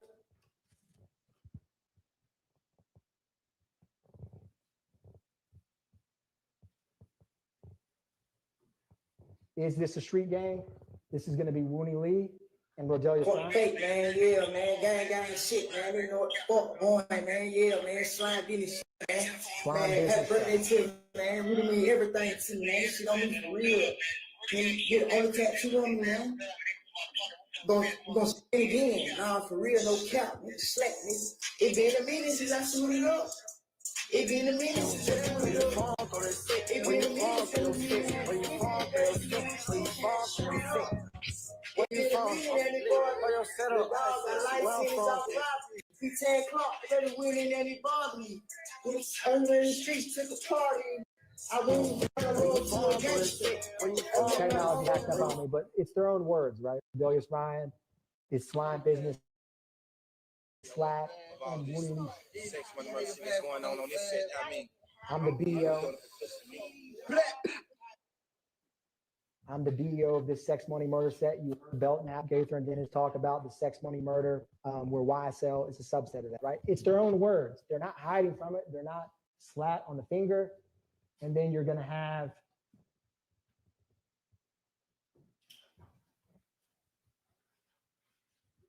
again, Miles Farley, when the OGs don't feed, it boosts up the crime rate, right? They're actively telling you what they're doing, which was in Rodelius Ryan's Instagram. You all saw this video. Again, take them at their word. Don't just take mine. Watch, you know, watch, yeah. Big. I know this shit. Little baby rollout. Little baby rollout. For a small child. In the fucking trenches, man. Right now, the trenches keep pistols. And they do keep pistols, and they do light people up, which means shooting at them. What is YSL about? I said the deception. You have the flash, the fame, and the lifestyle, and it's all a joke. And then you have the reality of YSL street gang members exacting violence on members of their own community repeatedly over the years with impunity. The intimidation. I think y'all all know well what we've shown and walked through, the violence publicly about witnesses who come in and testify, the way that people gets YSL amnesia, as I call it, when they sit in the witness stand and they can't remember entire years of their life. It's not believable, except there's real fear and there's real trepidation to coming into a court and testifying. Destruction, I don't have to go on this long. It clearly has their actions and crimes have destroyed pockets of the communities in multiple communities in Fulton County. And death, you've heard about the murders that they've committed repeatedly. It's not just words. In Fulton County, you can get a driver's license, you can get a fishing license, but what you can't do as a criminal RICO enterprise is no one's above the law, and you don't have a license to kill, and you don't have a license to operate for impunity for a decade at citizens in Fulton County, because it doesn't matter in Fulton County if you're the richest, if you're the poorest, it doesn't matter anything about who you are. You don't deserve to be victimized. And a criminal enterprise has a lot more power and strength. And the crime that they've done, the pattern, the evidence, the agreement that they've had publicly proclaiming it is clear. That this RICO enterprise is very real. It's not just, it's more than just a conspiracy. It's alive and active. They willingly and knowingly agree to it. And they don't think that anyone will hold them accountable. But as reasonable, fair-minded jurors, when you deliberate and walk through the evidence and you compare the evidence with the law from the judge, there's no conclusion of guilty on count one RICO. And I argue it's both subsection A and B, but that's for y'all to decide. And these crimes charged, the criminal street gang and RICO, I ask you guilty on all those counts.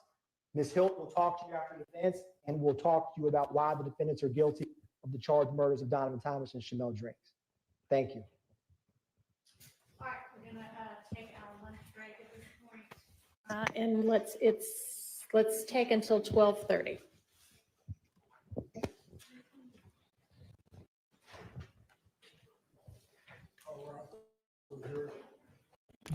All right, they finna be gone for 40 minutes. I'm gonna end this one. I don't know if I'm gonna come back live, but I'm gonna record it, stream it, and then maybe I'll premiere it as a live or whatever.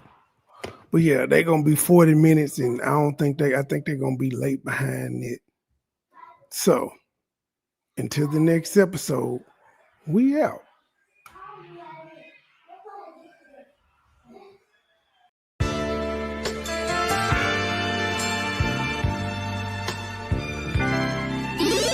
Never been a hoe, I stay on go, so what the business? Niggas talking reckless, shoot this bitch ass with the quickness. Now he bleeding, sorry, begging, asking for forgiveness. Bow, bow, bow, bow, bow, Limp Bizkit. All my niggas wildin', they done labeled us a misfit. Wake up every morning, 2 or 3, 5 in the tidbit. Oh shit, didn't nobody come to see you old. It's some focus. Shoot 100 shots, no reloaded. Master of the game, you would think I'm into coding. Memphis niggas spit this pippin', mackin' like I'm golden. Ho, with my money, you gon' turn me to the old me.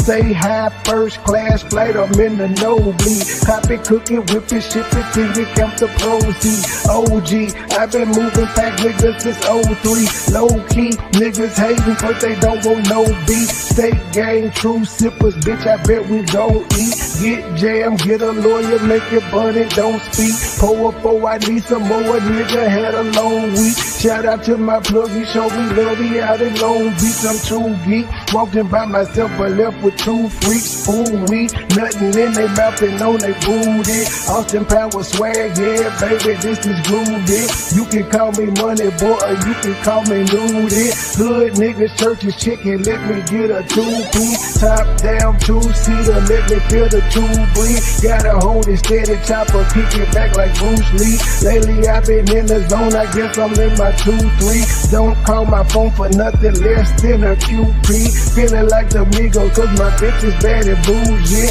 All my haters love me, all these bitches just some groupies. Came a long way, I like to introduce the new me. Standing on business like I'm king or like I'm Drewski. Call me Ron Island, cause I like my love for choosy. When we link, it's a movie. She busted like a Uzi. I love the way she do me. I beat it up like Uzi. She dancing just like Suki. Call me Ron Island, cause I love my love for choosy. When we link, it's a movie. She busted like a Uzi. I love the way she do me. I beat it up like Uzi. She dancing just like Suki. I never been a hoe, I stay on go, so what the business? Niggas talking reckless, shoot his bitch ass with the quickness. Name pleading, sorry baby, asking for forgiveness. Bow, bow, bow, bow, bow, Limp Bizkit. Never been a hoe, I stay on go, so what the business? Nigga talking reckless, shoot his bitch ass with the quickness. Name pleading, sorry baby, asking for forgiveness. Bow, bow, bow, bow, bow, Limp Bizkit.